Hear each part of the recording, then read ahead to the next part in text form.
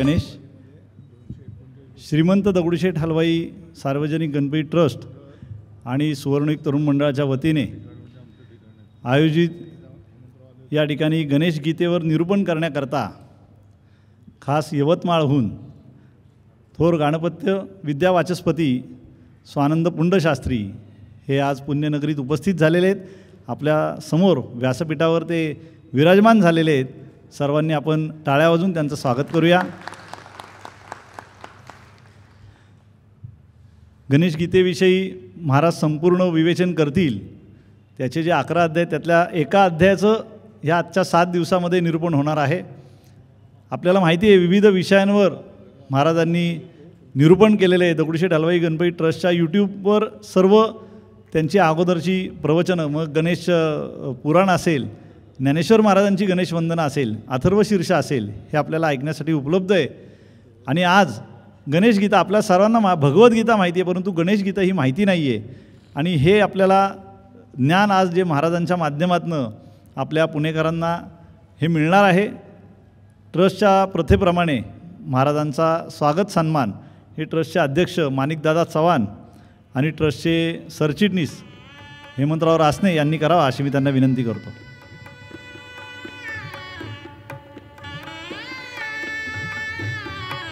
बोला गणपती बाप्पा मंगल मूर्ती.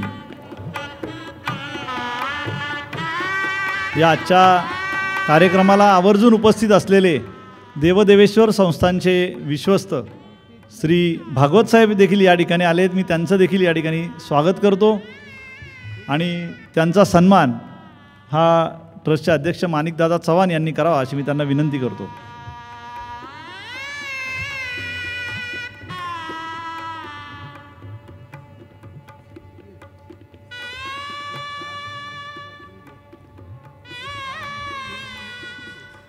सारसबाग गणपतीचे विश्वस्त देवदेवेश्वर संस्थांचे विश्वस्त श्री भागवत साहेब.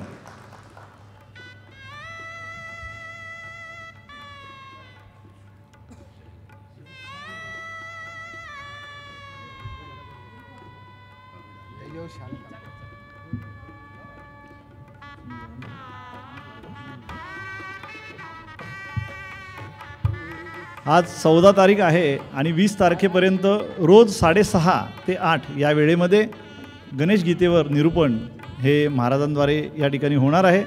आपण सर्वांनी याचा रसस्वाद घ्यावा. आपल्या जे येऊ शकणार नाही या ठिकाणी त्यांना दगडूशेठ हलवाई गणपती ट्रस्टच्या फेसबुकवर लाईव्ह हे बघायला मिळणार आहे आणि यूट्यूबवर देखील त्याचे प्रत्येक एपिसोड हे आपल्याला पाहायला मिळणार आहेत. कृपया याची आपण नोंद घ्यावी.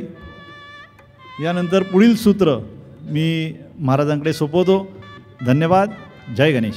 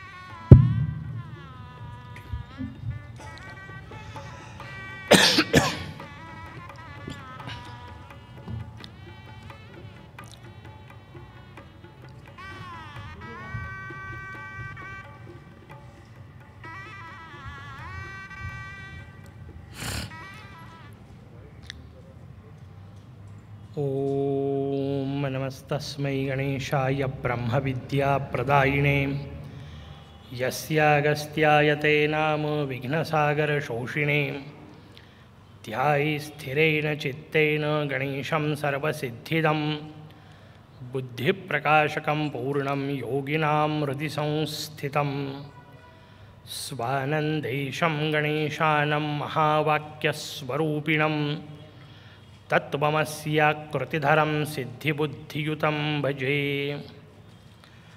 परब्रह्म परमात्मा भगवान श्री गणेश, विश्वमोहिनी माँ शारदा, श्रीमंत दगडूशेठ हलवाई गणपती संस्थानचे माननीय अध्यक्ष रासनेजी, दोन्ही रासनेजी, माननीय सूर्यवंशीजी, सारसबाग संस्थानचे आलेले माननीय भागवतजी, उपस्थित सर्व श्रोतृवृंद आणि या आधुनिक माध्यमातून सर्वत्र त्याचा आस्वाद घेत असणारे समस्त गणेश भक्त, सगळ्यांना सादर जय गजानन. आपल्याकडे पुराणांमध्ये 12 वर्षीय सत्र असं वर्णन आहे की कुठलीही गोष्ट सुरू केली की 12 वर्ष किमान ती चालवावी. या 12 वर्षीय सत्रातल्या दुसऱ्या वर्षामध्ये मी आपल्या सगळ्यांचं मनपूर्वक स्वागत करतो. तुम्ही म्हणाली दुसरं वर्ष कसं, तर त्याचं उत्तर, पहिल्या वर्षी आपण मागच्या वर्षी गणेश अथर्व शीर्षाचं चिंतन केलं, त्याला श्रुती प्रस्थान असं म्हणतात. कुठलाही संप्रदाय समजून घ्यायचा असेल, त्या संप्रदायातलं तत्त्वज्ञान समजून घ्यायचं असेल तर प्रस्थानत्रयीचं वर्णन असतं, ज्याला पहिल्यांदा श्रुती प्रस्थान असं म्हणतात. याचा अर्थ वेदाच्या आधारे ते अधिष्ठान आहे. म्हणून अधिष्ठान स्वरूपात मागच्या वर्षी आपण अथर्व शीर्षाचं चिंतन केलं. नुसतं चिंतन असून उपयोग नाही, त्या चिंतनाला अनुकरणाचा भाग असला पाहिजे, आचरणाची जोड असली पाहिजे. आणि म्हणून श्रुतीच्या नंतर जी रचना येते त्याला स्मृती असं म्हणतात. आपल्यासमोर जी गणेश गीता आपण चिंतनाकरता घेतली आहे आणि 12 वर्ष यासाठी म्हटलं की यात 11 अध्याय आहेत. दरवर्षी एक अध्याय म्हटलं की आपल्याला गणेश गीता संपेपर्यंत आपलं 12 वर्षीय सत्र व्यवस्थित पूर्ण चालत राहील. ते सगळं भगवंतांनी व्यवस्थित करून घ्यावं आणि 12व्या वर्षापर्यंत आपल्या सगळ्यांना व्यवस्थित ठेवावं अशी पहिल्यांदा प्रार्थना करू आणि मग मोरयाच्या चरणी विनंती करून याचं चिंतन करण्याचा प्रयत्न करू. कशाला म्हणतात गणेश गीता? आत्ता आपल्याला महेशजींनी सांगितलं त्या पद्धतीने भगवद्गीता आपल्या सगळ्यांना माहिती आहे. भगवद्गीता अलौकिकच ग्रंथ आहे, प्रश्नच नाही.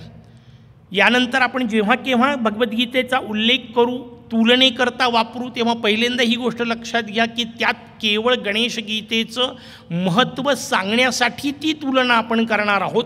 भगवद्गीतेचा अवमानाचा विषयच असू शकत नाही, कारण जेवढी गणेश गीता प्रिय आहे तेवढीच आपल्याला भगवद्गीता प्रिय आहे. पण आपल्या समोर जो ग्रंथ आहे त्या ग्रंथाचं चिंतन किती महत्त्वाचं आहे. जसं सुरुवातीला आपण ज्या वेगवेगळ्या पद्धतीने जाहिराती केल्या त्यात एक वाक्य वापरण्यात आलं होतं की भगवद्गीतेचा विस्तार 18 अध्यायाचा आहे. त्यामुळे 18 अध्यायामध्ये 700 श्लोक आहेत. त्याच्यावर माऊलींनी ज्ञानेश्वरी लिहिली, जिला भावार्थ दीपिका मूळ नाव, ती माऊलींनी लिहिलेली ज्ञानेश्वरी 9033 ओव्या आहेत. इतका व्यापक विषय त्याच्यामध्ये आहे. पण गंमत पा कशी मजेदार आहे, ज्या गणेश गीतेवर आपण बोलायला सुरुवात करणार आहोत या गणेश गीतेमध्ये 11 अध्याय आहेत, 413 श्लोक आहेत. पण या 413 श्लोकांचं विवेचन करणारी भगवान गणेशोगींद्राचार्य म्हणून जे मोरगावला होऊन गेले त्या महान योगीराजांनी त्याच्यावर योगेश्वरी नावाची टीका लिहिली. ही योगेश्वरी टीका 10,031 ओव्यांची आहे. म्हणजे श्लोक 413च आहेत पण ओव्या मात्र 10,031 आहेत. आणि तरी शेवटी या सगळ्या महापुरुषांचं एक वाक्य असतं, शेवटी नाईलाजाने मी हे सगळं थोडक्यात सांगतो आहे. मी म्हटलं आता एवढं सगळं झाल्यावर थोडक्यात, पण त्याचं उत्तर आहे हो. का? तर त्याचं उत्तर आहे जोपर्यंत आपण त्याचं आणखीन चिंतन करत जाऊ तोपर्यंत नवनवीन अर्थ सतत निघणार आहेत.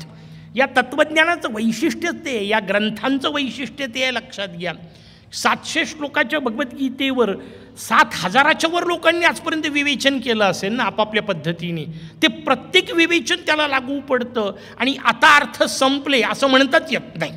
हे त्या ग्रंथांचं वैशिष्ट्य आहे. लक्षात घ्या, हजारो वर्ष हजारो वेळा ऐकले तरी नित्य नूतन असणं हे या सगळ्या ग्रंथांचं वैशिष्ट्य आहे. ते केवळ गणेश गीतेतच नाही, सगळ्याच भारतीय तत्त्वज्ञानातल्या ग्रंथांचं वैशिष्ट्य आहे. म्हणजे रामायण महाभारताबद्दल बोलताना मी गमतीने सांगत असतो की सगळं कथानक तुम्हाला माहिती आहे, पुढं काय होणार याची काही उत्सुकता असण्याचं कारण नाही, सगळं माहिती आहे तरी पाहावं वाटतं, हे त्याचं वैशिष्ट्य आहे.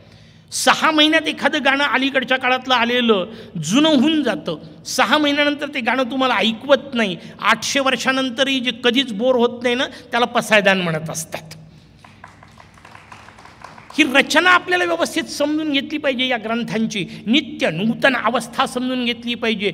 जितके वेळा वाचाल तितके वेळा नवीनच काहीतरी अर्थ निघतो. का? कारण आपण तितके विकसित होत गेलेले आहे. अर्थ तिथेच आहेत. ते अर्थ आपल्याला आज का कळले? आपण त्या अर्थाला समजून घेणे इतके विकसित झालो आहे. 12 वर्षात हे विकसन आपल्या स्वतःचं करायचं आहे. त्या दृष्टीने आपण विचार करू. गणेश गीता नावाचा दिव्य ग्रंथ आहे. ग्रंथाची सुरुवात आपल्या समोर येते कौवाच.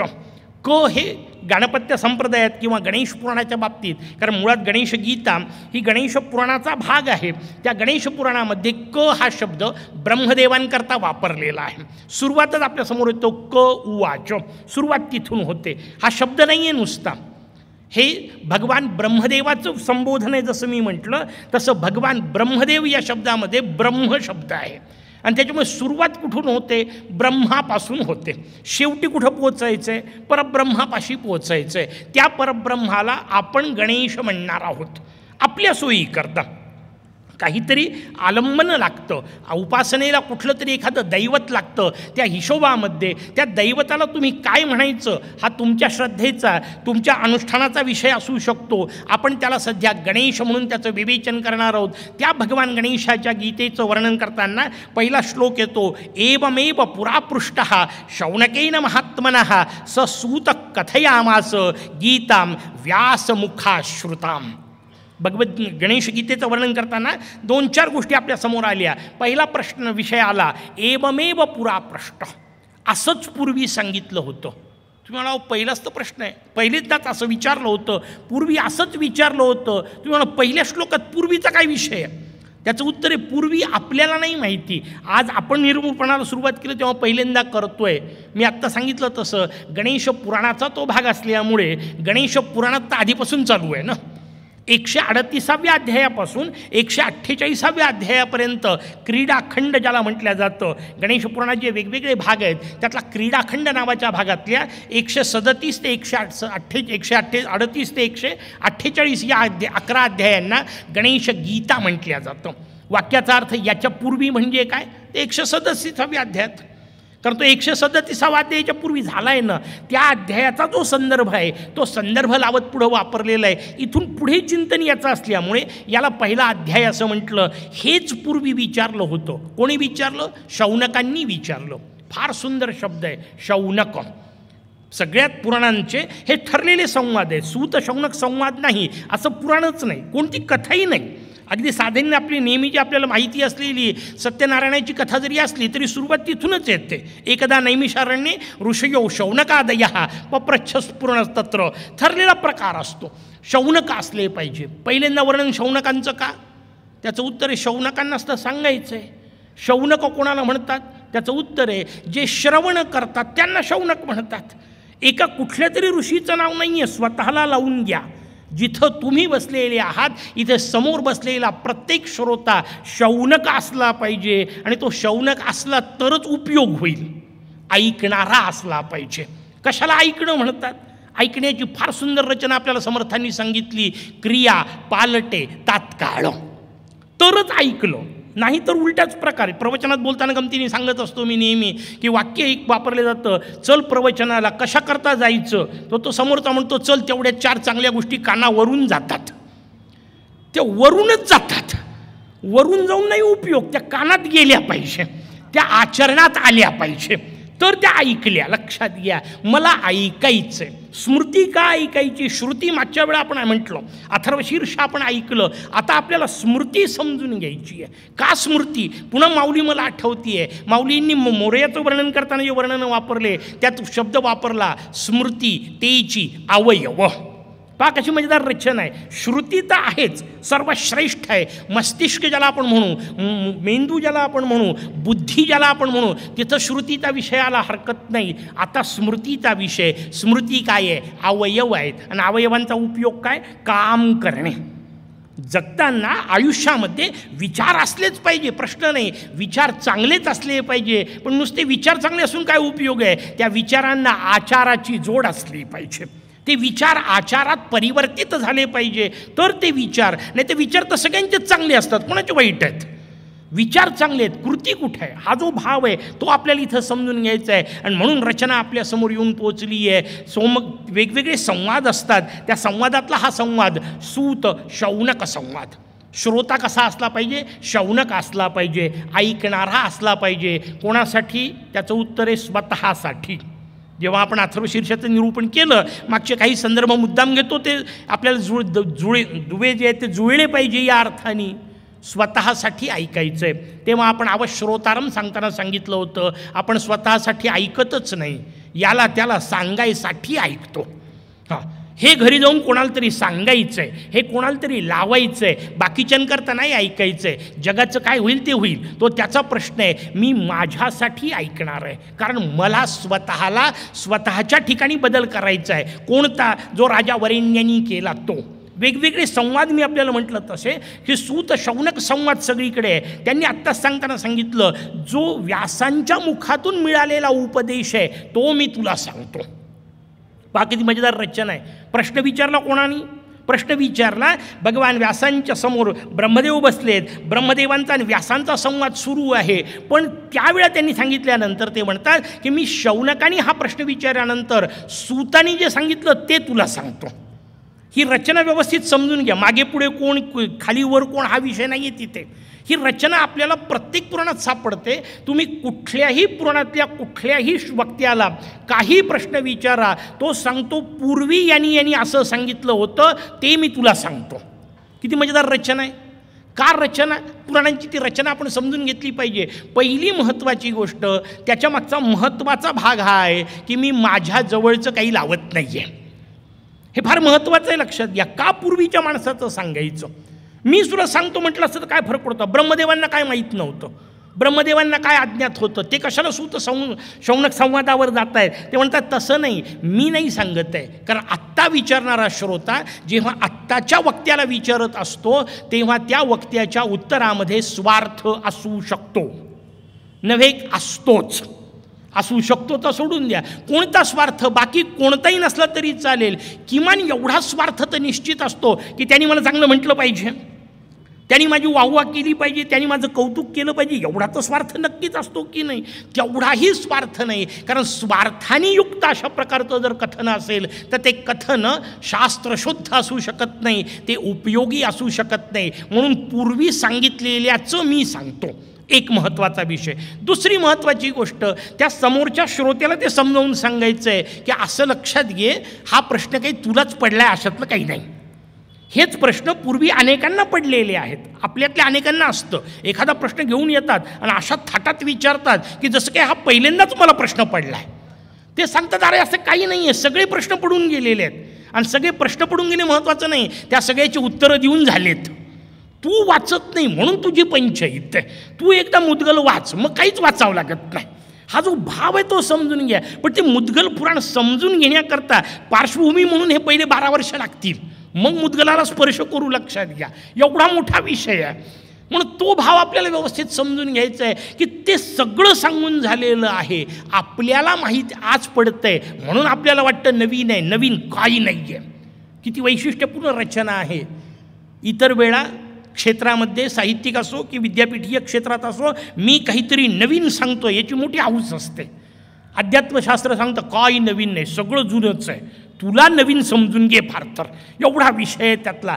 तिसरी महत्त्वाची गोष्ट, हे पूर्वी कोणीतरी विचारलं होतं, त्याला पूर्वीच्या वक्त्याने उत्तर दिलं होतं, त्याचं समाधान झालेलं होतं, म्हणून तर आत्तापर्यंत कथा शिल्लक राहिली. त्याचं त्यावेळी समाधान झालं होतं. याचा अर्थ जो उपाय मी आता सांगणार आहे तो आजच्या भाषेत सांगतो टेस्टेड आहे. पूर्वी त्याच्यावर अभ्यास झालेला आहे. पूर्वी हा प्रश्न ज्याला पडलेला आहे त्याला त्या वक्त्याने उत्तर दिलेलं आहे, त्याचं समाधान झालं आहे, म्हणजे तुझं होणार. नाही झालं तर याचा अर्थ तू श्रोता बरोबर नाही आहेस. पुढची मजेदार रचना आहे, तू व्यवस्थित श्रोता हो, तुझं समाधान निश्चित होईल. कारण याच मार्गाने अनेकांचं आजपर्यंत झालेलं आहे. हा जो ठाम विश्वास आहे तोही आपल्यासमोर द्यायचा असतो. म्हणून वेगवेगळे संवाद आपल्यासमोर असतात. अर्थात हे सगळं झाल्यानंतर प्रश्न निर्माण होतो की असं नेमकं काय ऐकायचं आहे, कोणती समस्या आहे, का ऐकायला बसला. 3 संवाद मी आत्ता आपल्यासमोर सांगितले की ब्रह्मदेवांचा व्यासांचा संवाद आहे, सूत शौनकांचा संवाद आहे, 3रा संवाद गणेश पुराणाचा म्हणून संवाद आहे. भृगु नावाच्या महर्षींनी सोमकांत नावाच्या राजाला ते सांगितलं आहे म्हणून तो 3रा संवाद चालत राहणार आहे. आणि 4था या गणेश गीतेपुरता असलेला संवाद भगवान गजानन राजा वरेण्याला उपदेश करतायत. कोण आहे राजा वरेण्य समजून घेतला पाहिजे, कारण जोपर्यंत तो श्रोता समजणार नाही तोपर्यंत वक्त्यांनी सांगितलेलं ज्ञान कसं कळेल. किती मजेदार रचना आहे आपल्या लक्षात या. राजा वरेण्य कोण आहे तर त्याचं उत्तर आहे माहिष्मती नावाच्या राज्याचा सम्राट आहे. माहिष्मती शब्द आपल्याला 2 जागी माहिती आहे. पुराणं जे लोक ऐकतात त्यांना माहिष्मती माहिती आहे, कारण सहस्रार्जुनाची नगरी होती. त्या सहस्रार्जुनाची, ज्याला कार्तवीर्य म्हटलं गेलं, त्या कार्तवीर्याची नगरी होती. आणि त्या कार्तवीर्याच्या निमित्ताने चतुर्थी व्रत पृथ्वीवर आलं असं आपल्याला जे सगळं पुराणांनी सांगितलं, त्या कार्तवीर्याची नगरी. म्हणून पुराण ऐकणाऱ्यांना सगळ्यांना माहिष्मती म्हटलं की कार्तवीर्य माहिती आहे, सहस्रार्जुन माहिती आहे, आणि अलीकडच्या काळातल्या सगळ्यांना बाहुबली माहिती आहे. कारण माहिष्मती म्हटलं की त्यांना बाहुबली माहिती आहे. बाहुबली जो असतो, सगळ्यात महत्त्वाचं लक्षात घ्या, जो बाहुबली आहे त्यानेच ऐकायचं, कारण त्यालाच करता येतं. आमचे गुरु महाराज फार मस्त सांगायचे, म्हणजे रामायणावर प्रवचनाकरता बोलावतात, हनुमंतांनी मारलेली उडी सांगायची असते आणि समोर सगळे काठी टेकवत टेकवत आलेले असतात. यांना सांगून उपयोग काय, करतील कसे. कायम लक्षात ठेवा, ऐकल्यानंतर त्याच्यानुसार आचरण करता आलं पाहिजे. आचरण कोणाला करता येईल, बाहुबलीला करता येईल. ज्याच्या बाहूमध्ये बल आहे तोच श्रोता असला पाहिजे. पण लक्षात ठेवा, बाहूमध्ये बल असल्यानंतर त्याचा दुरुपयोग होण्याची शक्यता सगळ्यात जास्त असते. म्हणून तर तो कथानक मग मागे न्या, बाहुबलीचा तो अर्थ समजून घ्या. सहस्रार्जुनामध्ये नव्हते का बाहुबल, 1000 बाहू. तात्विक वर्णन असतं, ते रूपकात्मक वर्णन असतं. 1000 हात याचा अर्थ काही फांद्या फुटल्यासारखं वर्णन नसतं. ते चित्रकारांनी केलेला नाईलाज आहे. ते त्याला आपले पागोरे फुटल्यासारखे, झाडाला फांद्या फुटल्यासारखे 1000 हात दाखवतात. तसं नाही. 500 माणसांची क्षमता, 500 लोकांची शक्ती, एवढा भाव त्यातला समजून घ्यायचा. प्रचंड बाहुबली होता. वापरलं कुठं ते सगळ्यात महत्त्वाचं असतं.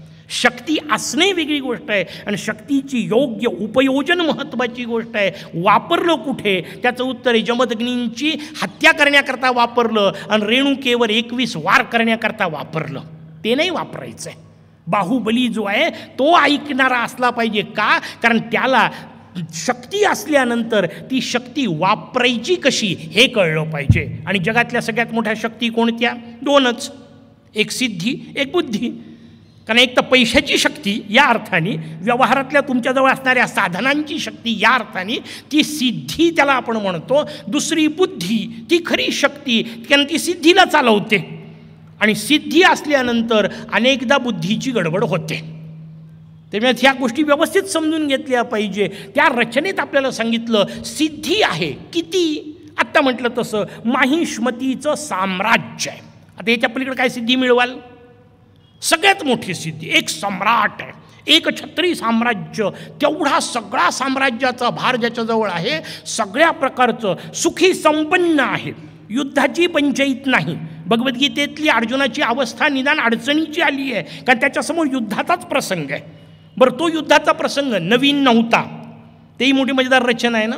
अर्जुन गोंधळला का, त्याने आजपर्यंत असंख्य युद्ध केले होते, काय नवीन होतं त्याला युद्ध करणे, आता का गोंधळला. त्याचं उत्तर आहे, आत्तापर्यंत युद्ध बाहेरच्यांशी करायचे होते, पंचायत नव्हती, ते शत्रूच होते, मारायला अडचण नव्हती. आता अर्जुनाची अडचण झाली, कारण अर्जुनाच्या समोर आपले उभे आहेत, पंचायत तिथं येते आणि मग अडचण निर्माण होते. कालपर्यंत ज्याला बाहेरचंच म्हटलं होतं ते लढणं कठीण नाही आहे, आतल्यांशी लढणं कठीण आहे, तिथं समस्या निर्माण होते. अर्जुनाच्या समोरचे आपले म्हणून आतले या अर्थाने, ते तर बाहेरच आहेत तरी इतकेही करून आपल्याला आपल्याच आतल्यांशी लढायचं आहे. कोणते, आतले जे विकार आहेत. मग त्या विकारांसोबत जे लढाई आहे तिथं गणेश गीतेचा संबंध येतो. माझ्याच आतमधल्या शत्रूंशी मला लढायचं आहे. इतकं सगळं साम्राज्य त्यांनी मिळवलं, पण सुखी आहे का, त्याचं उत्तर आहे नाही, अडचण तिथं आहे. का त्याला गणेश गीता ऐकावी वाटली, कारण तो म्हणतोय मी सुखी नाही. कोणतं सुखी नाही? आधीच्या अध्यायाचं मी जे वर्णन केलं ते मुद्दाम आपल्याला सांगतो. आधीच्या अध्यायातला श्लोक आहे, आपल्यासमोर राजा वरेण्य सांगतायत, संसारे बहुदुःखानी दुष्टानी दृष्टानी दुस्सहानी च इदानी मोक्षमार्गम मे कृपया आदिश दुःखहन. हा श्लोक व्यवस्थित समजून घेतला की आजचं काम होऊ शकतं. पहिल्या दिवसाला एवढा जरी समजून घेतला तरी आपल्याला व्यवस्थित लक्षात येईल. तो म्हणतोय काय आहे, या संसारे बहुदुःखानी, या संसारात असंख्य दुःख आहेत. तुम्हाला कुठं असं म्हणता कितीतरी सुखही आहेत? बिलकुल आहेत. पण लक्षात घ्या, सुख आणि दुःख ह्या एकाच नाण्याच्या दोन बाजू आहेत असं आपण जेव्हा म्हणतो तेव्हा कायम लक्षात ठेवा, व्यवहारात जेवढे सुख मिळणार आहेत त्या सुखांना सोबत दुःख अनिवार्य आहे. किती वेगवेगळ्या पद्धतीने, दोन पद्धतीने समजून घ्यायचा प्रयत्न करू. कुठलीही एखादी गोष्ट मिळाली, खूप सुख प्राप्ती, या अर्थाने प्रचंड मोठा राजवाडा माझ्याजवळ, राजवाड्यासारखं घर माझ्याजवळ आहे, बांधलं. पहिल्या दिवशी वास्तू केला, दुसऱ्या दिवशी लोक आले, सगळं फिरून दाखवलं, 4-5 दिवस सगळे पाहुणे राहिले, ते नंतर गेले. प्रचंड सुख झालं की नाही? झालं. पण लक्षात घ्या, ज्या दिवशी बांधून राहायला सुरुवात झाली त्याच दिवशी ते घर जुनं व्हायला सुरुवात झालं. 15-20 दिवस, महिना, 2 महिने, वर्ष, 1.5 वर्ष, त्यानंतर एक एक फळी निघायला सुरुवात होते की नाही? मग कुठं घराचं दुःख सुख राहिलं आता? बरं, त्याच्या पलीकडे ते खूप सुंदर सजवलेलं असलं तरी 4 दिवसांतर त्याचा कंटाळा येतो की नाही? मग आता इंटेरियर तरी बदलवू. हा जो प्रकार आहे तो समजून घ्या. ते सातत्याची सुद्धा व्यवहारातली अडचण आहे. ती व्यवहारात मिळालेली गोष्ट टिकत नाही. घरापाशी केलं, आता दुसरा प्रकार, कितीही पैसा मिळाला सुख आहे? त्याचं उत्तर आहे नाही. कारण जगामध्ये त्याला मोजमापीला अंत नाही आहे. कितीही मिळाला तरी अजून पाहिजेच पाहिजे. घरदार भरून असलं तरी अजून पाहिजे. पैशाच्या बाबतीत तीच अडचण आहे. सौंदर्यवती, अत्यंतिक सौंदर्यवती पत्नी मिळाली, विश्वसुंदरी मिळाली, सुख आहे की नाही? तात्पुरतं निश्चित आहे, पण काही दिवसांनी टिकत नाही. कारण 25 वर्षानंतर तो चेहरा पावत नाही. आज किती सुंदर असला तरी, कारण काळाच्या ओघात त्याचं सौंदर्य लोप पावणारच आहे. आणि लक्षात घ्या, त्याचं नाही पावलं तर दुसरी महत्त्वाची गोष्ट आपलं पावणार आहे. ते दुसरी महत्त्वाची गोष्ट आहे ना. घर नाही राहिलं, ठीक आहे, घर जशाला तसं राहिलं, घरातला कुठं जशाला तसा राहणार आहे. पत्नी चांगली राहिली, पती कुठं तसा राहणार आहे. हा भाव समजून घ्या. जगातली प्रत्येक गोष्ट परिवर्तनीय आहे आणि म्हणून तिचं सुख त्यावेळा जरी मिळालं तरी ते शाश्वत नाही आहे. दुसरी महत्त्वाची गोष्ट, सुखाची आणखीन एक अडचण आहे, सुख हे कोणाच्या तरी दुःखावर अवलंबून आहे. मोठी अजब गोष्ट ही, पण व्यवस्थित समजून घ्या. मला सुखी व्हायचं असेल तर कोणाला तरी दुःखी होणं भाग आहे. कारण जगातली ही रचना आपल्याला भौतिक विज्ञानही सांगतं, तुम्ही पदार्थ किंवा ऊर्जा बदलवू शकत नाही, नवीन तयार करू शकत नाही. पदार्थही नवीन करू शकत नाही, ऊर्जाही नवीन तयार करू शकत नाही. पदार्थाचं ऊर्जेचं पदार्थात रूपांतर करू शकता. पदार्थाचं पदार्थात वेगवेगळे रूपांतर करू, ज्याला मॅटर आणि एनर्जी असं म्हणतात, तो शब्द आपल्याला लक्षात येईल. मग याचा अर्थ कुठंतरी एका जागी जर मला टेकडी करायची असेल तर या वाक्याचा पर्याय अर्थ आहे की नाही, कुठंतरी गड्डा होणार का? त्याच्याशिवाय टेकडी होऊच शकत नाही. मग मला सुखी व्हायचं असेल तर तुम्हाला दुःखी होणं भाग आहे. तुम्हाला आमच्या दुःखावर काय येतं? नाही येत तुमच्या, जाऊ द्या, उदाहरण वेगळं सांगतो. मी प्राध्यापक आहे. एक प्राध्यापक म्हणून मला सगळ्यात जास्ती सुखाची अवस्था कोणती? त्याचं उत्तर आहे, माझ्या समोर असलेले सगळेच्या सगळे विद्यार्थी अप्रतिम गुणांनी उत्तीर्ण होणे हा प्राध्यापक म्हणून माझ्यासाठी सगळ्यात आनंदाचा विषय आहे, सुखाचा विषय आहे. आता लक्षात आलं का आपल्याला? मला सुखी व्हायचं असेल तर माझ्या सगळ्या मुलांना वर्षभर दुःखी होणं भाग आहे की नाही? कारण ते वर्षभर मेहनत करतील, अभ्यास करतील, सांगितलेलं लक्षात ठेवतील, वेळेवर परीक्षेत जे सांगितलं तेच लिहितील, तेव्हा मी सुखी होणार आहे. म्हणजे माझं सुख विद्यार्थ्यांच्या दुःखावर अवलंबून आहे. विद्यार्थी वर्षभर सुखात राहिले तर शेवटी मला मेमो मिळणार आहे, दुःख माझ्या वाट्याला येणार आहे.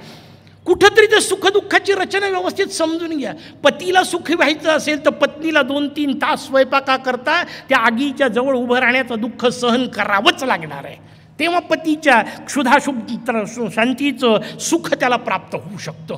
जीवनातलं प्रत्येक सुखाची रचना अशी आहे. आणि म्हणून आपल्यासमोर वरेण्य म्हणतायत, जीवन संसारे बहुदुःखाने, मी या संसारात खूप दुःख पाहिले, दृष्टानी दुस्सहानीच, आणि दुस्सह अशा आहेत ते दुःख. सहन करता येत नाही, बरं सांगताही येत नाही आणि सहनही होत नाही. अशी विचित्र त्या दुःखांची रचना आहे.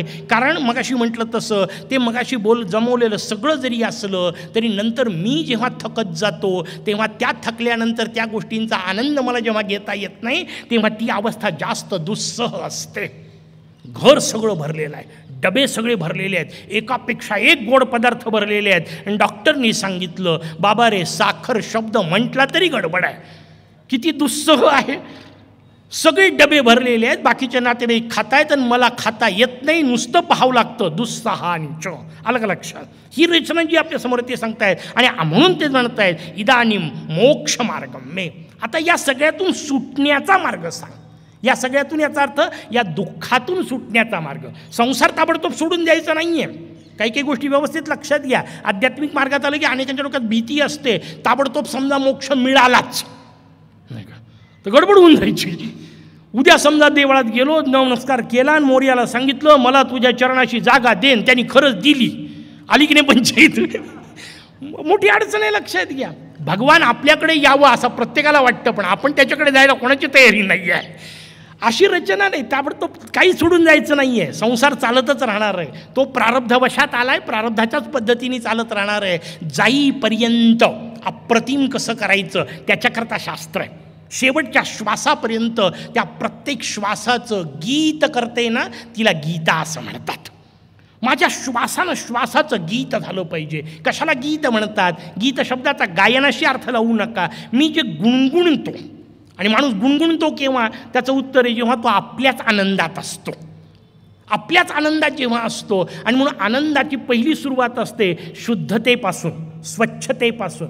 कारण शुद्ध असाल तर आनंद मिळतो, स्वच्छ असाल तर आनंद मिळतो. त्यातल्या त्यात शुद्धतेचा आणि स्वच्छतेचा भौतिक संबंध कुठे? त्याचं उत्तर आहे स्नानगृह. कारण तिथं शरीर शुद्ध्यर्थे, मन शुद्ध्यर्थे स्नानमहं करिष्ये.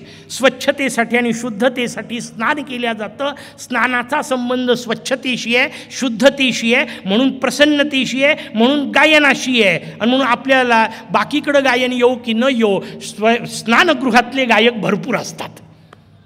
ते का स्नानगृहात गाणं सुचतं? त्याचं उत्तर आहे तुम्ही प्रसन्नतेच्या जवळ जाता, आपोआप तोंडातून निघतं. शांत तुम्ही जेव्हा होता त्या शुद्धतेमध्ये, प्रसन्नतेत मुखातून गीत निघालं पाहिजे. तसं गीत माझ्या प्रत्येक कृतीतून निघालं पाहिजे. ज्या मुद्गलाचं वर्णन केलं तो शब्दच किती गोड आहे. मुद म्हणजे आनंद, ओसंडून वाहणे. एखादा घडा पूर्ण भरलेला असतो आणि त्याच्यात पुन्हा जर टाकलं तर आता काय होईल? आता धक्का लागला तरी आतून त्या पदार्थाची रचना बाहेर येईल. माझ्या आतल्या प्रत्येक कुठल्याही बाहेरच्या गोष्टीने माझ्या आतून मुदच व्हायला पाहिजे. केव्हा वाहील? त्याचं उत्तर आपण सांगितलं होतं, जेव्हा आतमध्ये भरलेला असेल तेव्हा. तो आतमध्ये भरलेला असला पाहिजे. ती रचना आपल्यासमोर सांगताय. आणि म्हणून म्हणतात या सगळ्या दुःखातून माझी मुक्तता कर. संसारातून कर नाही म्हटलं, या दुःखातून मुक्तता कर. आणि म्हणून आपल्यासमोर हा चौथा संवाद येतो. भगवान गणेश सांगायला सुरुवात करणार आहेत, राजा वरेण्याला सांगायला सुरुवात करणार आहेत. आणि आत्ता म्हटलं तसं वरेण्य, गंमत पुन्हा त्या शब्दाची लक्षात घ्या. वरेण्य शब्दाचाच अर्थ आहे श्रेष्ठ, सर्वश्रेष्ठ. आणि त्याच्यामुळे सर्वश्रेष्ठ असा श्रोता आहे. दोन श्रोत्यांमधला फरक लक्षात घ्या. म्हणजे पुन्हा मी म्हटलं तसं भगवद्गीतेबद्दल पूर्ण आदर बाळगून सांगतो. तिथला श्रोता गोंधळलेल्या अवस्थेत आहे. इथला तसा बाहेरून नाही गोंधळला.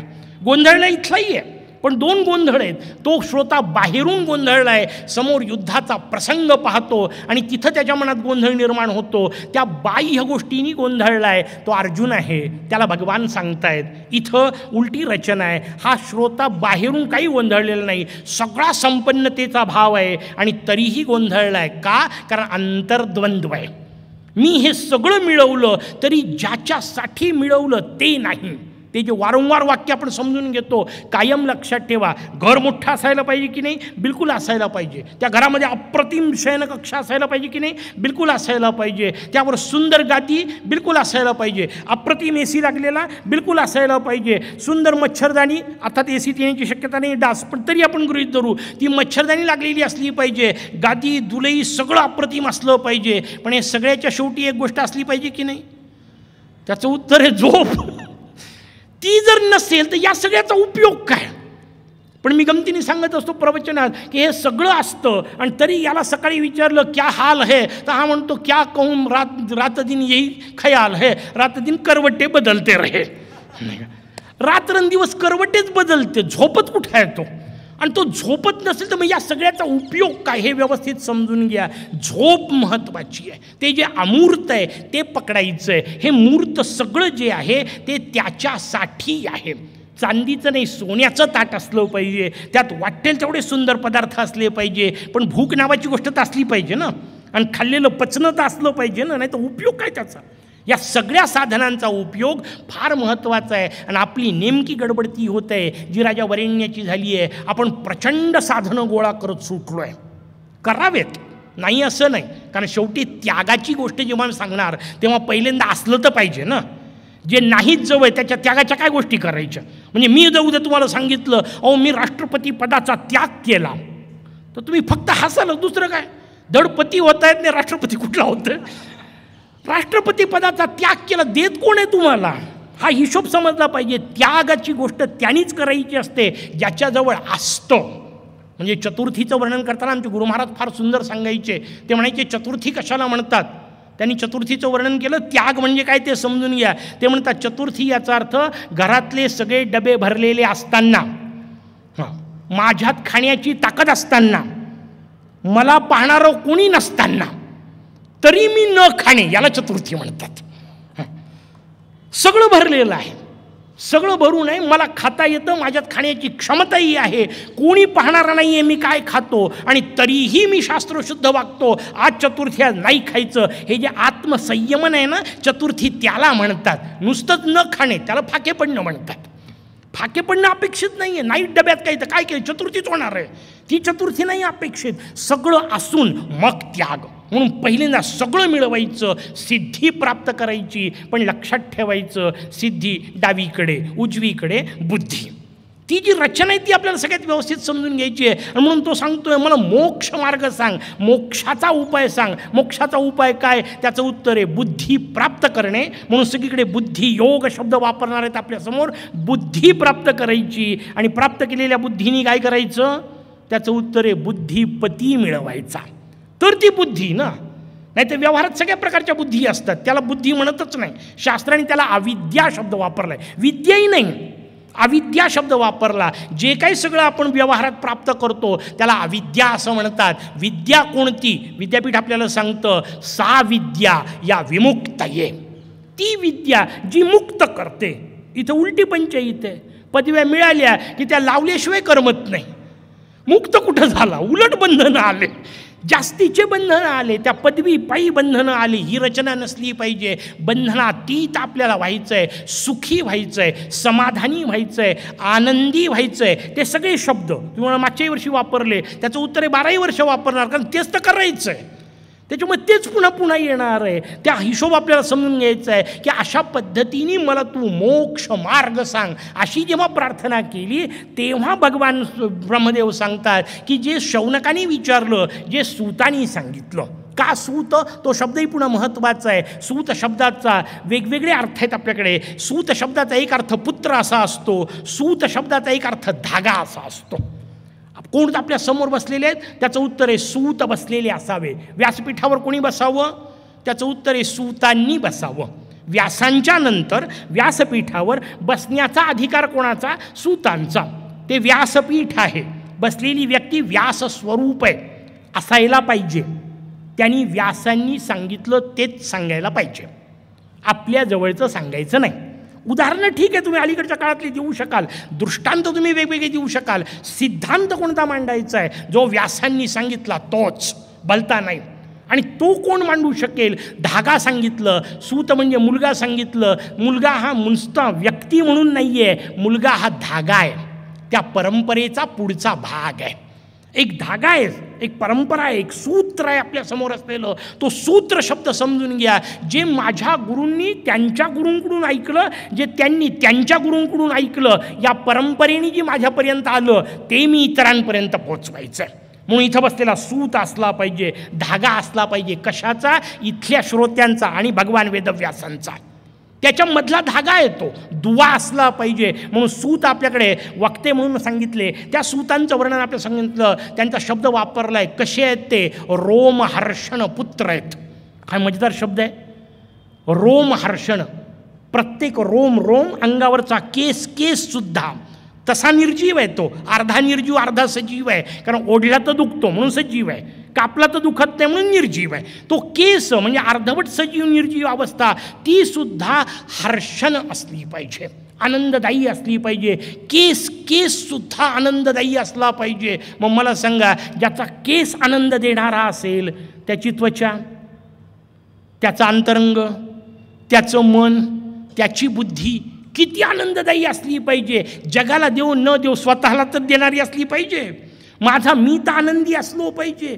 मीच सतत रडत असेल आणि बाकीच्यांना सांगायला बसलो तर काय होणार? त्याचं उत्तर आहे, गाणंही नाही होणार, रडगाणं होणार. रडगाण्यापासून गाण्यापर्यंत यायचं आहे, गाण्यापासून गीतापर्यंत जायचं आहे आणि गीतापासून गीतेपर्यंत जायचं आहे. ही जी क्रमविकास रचना आहे ती आपल्याला व्यवस्थित समजून घ्यायची आहे. म्हणून भगवान तेव्हा स्पष्ट केलं, तेव्हा सूतांनी सांगितलं, अष्टादश पुराणेषु प्राशितम अमृतम प्राशितम त्वया ततो अतिरसात पातो इच्छामि अमृतम उत्तमम. सूतांनी प्रश्न विचारलेला होता जेव्हा भगवान व्यासांना, आणि त्या भगवान व्यासांनी 18 पुराणं सांगितले. नंतर ते सूतांनी शौनकांना सांगितले. इथं सूतांचा उल्लेख येतो. ते म्हणतात, मी 18 पुराणं आपल्याकडून ऐकले, पण या 18 पुराणं ऐकले अमृतमय आहेत, प्रश्न नाही, खूप आनंद देणारे आहेत. ते सगळे पुराणे मी आपल्याकडून ऐकले, पण त्याच्याही पेक्षा आनंदाचं काहीतरी ऐकायचं आहे. जे आत्तापर्यंत ऐकलं त्या सगळ्यापेक्षा आनंदी, सगळ्याचा जणू काही रस असलेलं सांगा. ही रचना इतकी मजेदार आहे की सगळ्यांची एकवाक्यता समजून घेण्याकरता हीच परिस्थिती आपल्याला मुद्गल पुराणाच्या सुरुवातीला पाहायला मिळते. त्या मुद्गल पुराणाच्या सुरुवातीला महर्षी शौनक जे ऐकणारे आहेत ते म्हणतात भगवान सूतांना की तुम्ही 18 पुराणं सांगितले, आम्ही गोंधळून गेलो आहे. किती अजब रचना आहे. वास्तविक साधा हिशोब आहे. कुठल्याही श्रवणानंतर परिणती आनंदात व्हायला पाहिजे, प्रसन्नतेत व्हायला पाहिजे, समाधानात व्हायला पाहिजे. हे म्हणतात आम्ही गोंधळलो, मग उपयोग काय झाला? जर श्रोता गोंधळून घरी जाणार असेल तर कार्यक्रम मातीत गेला. श्रोता शांतपणे घरी गेला पाहिजे, प्रसन्नपणे घरी गेला पाहिजे, आनंदी होत घरी गेला पाहिजे, तर कार्यक्रमाचा उपयोग. गोंधळ घालायकरता थोडी ही जागा आहे, व्यासपीठ थोडं आहे त्याच्यासाठी. पण शौनक म्हणत आहेत आम्ही गोंधळलो. का गोंधळलो? ते म्हणतात, अहो तुम्ही प्रत्येक पुराणात वेगळीच देवता महत्त्वाची सांगता. तुम्ही भागवत उघडा, तिथं भगवान विष्णू महत्त्वाचे आहेत, बाकी सगळे अडचणीत येतात आणि विष्णूंना शरण येतात. तुम्ही शिवपुराण उघडा, तिथे भगवान शंकर महत्त्वाचे आहेत, सगळे अडचणीत येतात, विष्णूसुद्धा, आणि ते शंकरांना शरण जातात. तुम्ही देवी भागवत उघडा, शंकर आणि विष्णू दोघेही अडचणीत येतात आणि जगदंबेला शरण जातात. तुम्ही सौरपुराण उघडा, आणखीन वेगळी रचना. प्रत्येक पुराणात तुम्ही वेगळी देवता मोठी सांगता. एक काहीतरी पक्क सांगाल की नाही? काय काय ऐकायचं आम्ही? प्रत्येक वेळा प्रत्येकच गोष्टीला हो कसं म्हणायचं? पण आपण करत आलो आहे की नाही आजपर्यंत? स्वतःला विचारा. शौनक स्पष्टपणे बोलत आहेत, आपण आजपर्यंत नाना प्रकारचे ग्रंथ ऐकले, तिथल्या ग्रंथात त्या गुरुजींनी तिथल्या वक्त्यांनी जे सांगितलं हो बरोबर आहे, आपल्याला गोंधळ झाला नाही. का? काय मग अशी सांगितलं ऐकलंच नाही, फक्त 7 दिवस बसलो होतो, ऐकलं कुठं? ऐकल्यानंतर गोंधळ व्हायला पाहिजे जर असं ऐकायचं असेल तर. ते म्हणतात एक काहीतरी पक्क सांगा. आणि किती मजेदार रचना आहे लक्षात घ्या. काहीच बोलले नाही भगवान सूत, त्यांनी मुद्गल पुराण सांगायला सुरुवात केली. वाक्याचा अर्थ एकाच वाक्यात सांगितलं त्यांनी. सगळ्यात श्रेष्ठ काहीतरी एकच ऐकायचं ना, आता मुद्गल ऐक, कारण हे सगळ्यात श्रेष्ठ आहे. एक मोरया, त्याच्या पलीकडे काही नाही, शेवटी सगळं तिथं येऊन पोहोचणार आहे. ही जी रचना आहे ती सांगतायत. आणि म्हणून ते जेव्हा म्हणतायत की मी 18 पुराणं ऐकले भगवान वेदव्यासांकडून, त्यानंतर ते सूत म्हणतायत अष्टादश पुराणोक्तम अमृतम प्राशितम त्वया, तू अमृत दिलेलं आहेस. अमृत म्हटलं का? तर मग अशी म्हटलं तसं की कितीही वर्षानंतरही ते चालतच राहणार आहे, त्याचा आनंद मिळणारच आहे. म्हणून ते अमृत या अर्थाने आनंद देणारं आहे. आणि त्याच्यापेक्षा मला काहीतरी अधिक उत्तम सांगा. हे अधिक उत्तम जे आहे ना, त्या अधिक उत्तमचाच अर्थ आहे की गणेश गीता आपल्याला जी समजून घ्यायची आहे, जी आपल्याला सांगायला सुरुवात करतायत, ते 18ही पुराणांपेक्षा गोड आहे. 18ही पुराणांपेक्षा काहीतरी सुंदर सांगणार आहेत. का? कारण 18 पुराणात कथा आलेल्या आहेत. कथा नाहीच महत्त्वाच्या, कथनीय महत्त्वाचं आहे. त्या कथांना काय सांगायचं आहे, कथा ऐकल्या पण त्या कथांमधून मला काय घ्यायचं आहे त्याचं उत्तर इथं मिळणार आहे. आणि म्हणून हे त्यापेक्षा श्रेष्ठ आहे. हा भाव त्याच्यामध्ये. कुठल्याही ग्रंथाचं पहिल्यांदा कौतुक करायचं असतं, त्या पद्धतीने रचना आपल्यासमोर सांगितली, त्याचं महत्त्व सांगायचं असतं. आणि मग अशी सांगितलं तसं कोणी ऐकायचं. कारण कुठलाही ग्रंथ अभ्यासाला सुरुवात करायची असेल तर भारतीय संस्कृतीची पद्धती आहे, अनुबंध चतुष्टय समजून घेतले पाहिजे. अधिकारी कोण, विषय काय, निरूपणाचा संबंध काय आणि फल काय, या 4 गोष्टींना अनुबंध चतुष्टय असं म्हणतात. हे 4 समजून नाही घेतले तर ग्रंथ वाचून काही उपयोग होत नाही. ते पारायण नुसते पानं पलटवणे होतं. पानं पलटवणे पारायण नाही आहे, लक्षात घ्या. अधिकारी कोण, कोणी ऐकायचं, त्याचं उत्तर आहे मगाशी आपल्याला सांगितलं होतं, संसारे बहुदुःखानी दृष्टानी. ज्यांनी संसारात असंख्य दुःख पाहिलेले आहेत तो संसार अनल संतप्त. वेदांताचा सुंदर शब्द आहे, संसाराच्या आगीनी होरपळलेला. आता ते होरपळलेलाही फार मजेदार आहे. प्रत्येक बारी काय नवीन काळात इतके शब्द आपले कामातून चाललेत, वापरातच नाहीत. होरपळणे कशाला म्हणतात? चटका नाही लागलेला अग्नीचा, स्पर्श नाही झालेला. माता भगिनींना विचारा, होरपळणे म्हणजे काय?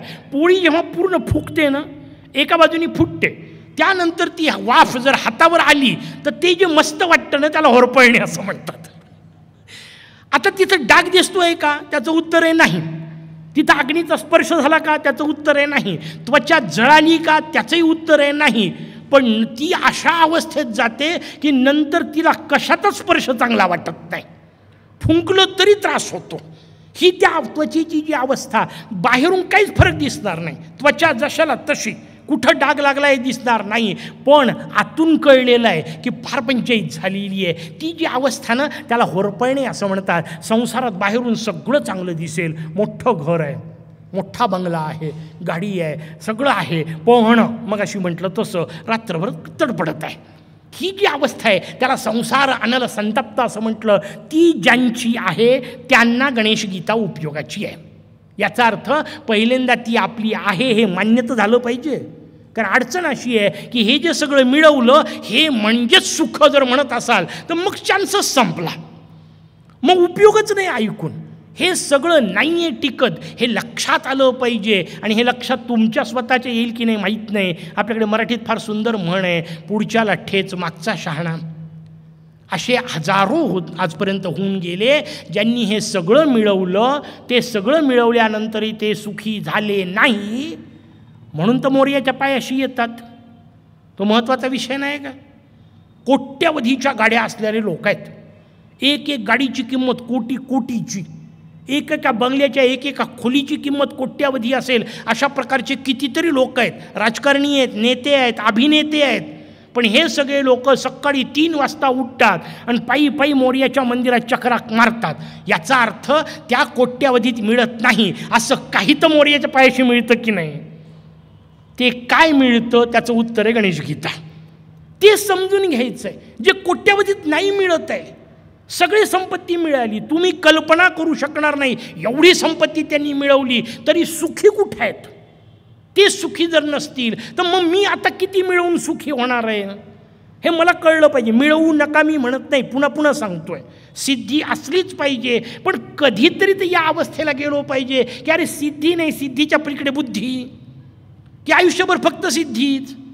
आणि सिद्धीची गंमत लक्षात घ्या. मोरगाव क्षेत्र गणपत्य संप्रदायाचं सर्वोच्च क्षेत्र, सिद्धीचे बुद्धीचे मंदिरं वेगवेगळे आहेत. मंदिरात ठेवले, आता आपल्याला ते सवय असते त्याच्यामुळे मंदिरात 2 मूर्ती आहेत. पण मोरयाच्या जवळ सिद्धिबुद्धी नाही. बुद्धीचं स्थान पूर्वद्वाराला आहे, सिद्धीचं स्थान पश्चिमद्वाराला आहे. आणि लक्षात घ्या, सगळ्या गोष्टी आत्ता नाही सांगत, नंतर केव्हा तरी मोरगावला जाऊ तेव्हा प्रत्यक्ष पाहू, प्रत्यक्ष त्यातलं समजून घेऊ. पण सिद्धीचं मंदिर बुद्धीच्या मंदिरापेक्षा दूर आहे. बाकी ती मजेदार रचना आहे. लहान लहान गोष्टीतून किती अर्थ आपल्यासमोर सांगितलेला असतात. मोरयापासून सिद्धी दूर आहे, कारण मोरया सांगतो जोपर्यंत तू सिद्धीच्या जवळ आहे तोपर्यंत माझ्यापासून दूर आहेस.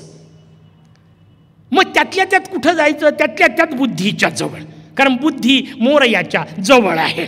ती मजेदार रचना आहे, लक्षात घ्या. म्हणून सिद्धी सोडून द्या, बुद्धीपर्यंत या आणि बुद्धीच्या माध्यमातून बुद्धिपतीपर्यंत पोहोचायचं आहे. ही जी रचना आहे ती आपल्याला समजून घ्यायची आहे. ती रचना सांगताना सांगतायत 18 पुराणं ऐकले, समाधान नाही झालं, पुढचं काहीतरी सांगा. काय होईल त्यांनी? येन अमृतमयो भूत्वा पुमान ब्रह्ममय अमृतम यतः. मी अमृतमय होईल, हे फळ आहे, लक्षात घ्या. मी अमर झालो पाहिजे. मी शब्दाचा अर्थ आपली पंचायत आहे, आपल्याला मी म्हणजे फक्त देहच माहिती आहे. देह अमर होऊ शकतो का? त्याचं उत्तर आहे अशक्य कोटीतली गोष्ट आहे. तो अमर व्हावा असं ज्यांना वाटतं त्यांनाच राक्षस असं म्हणतात. राक्षसाच्या व्याख्या ज्या वेगवेगळ्या सांगितल्या त्या व्यवस्थित समजून घ्या. हा देह अमर व्हावा असं वाटणे यालाच राक्षस म्हणतात. म्हणून कुठल्याही पुराणातल्या कुठल्याही देवतेच्या समोरचा कोणताही राक्षस असू द्या, तपश्चर्या केल्यानंतर तो पहिलं वरदान काय मागतो? मला मृत्यू नसावा. ठरलेलं वरदान आहे ना.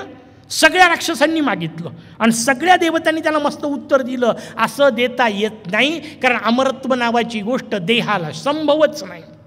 लक्षात घे व्यवस्थित. बरं, किती प्रयत्न केले ते मी प्रवचनामध्ये सांगताना नेहमी सांगत असतो.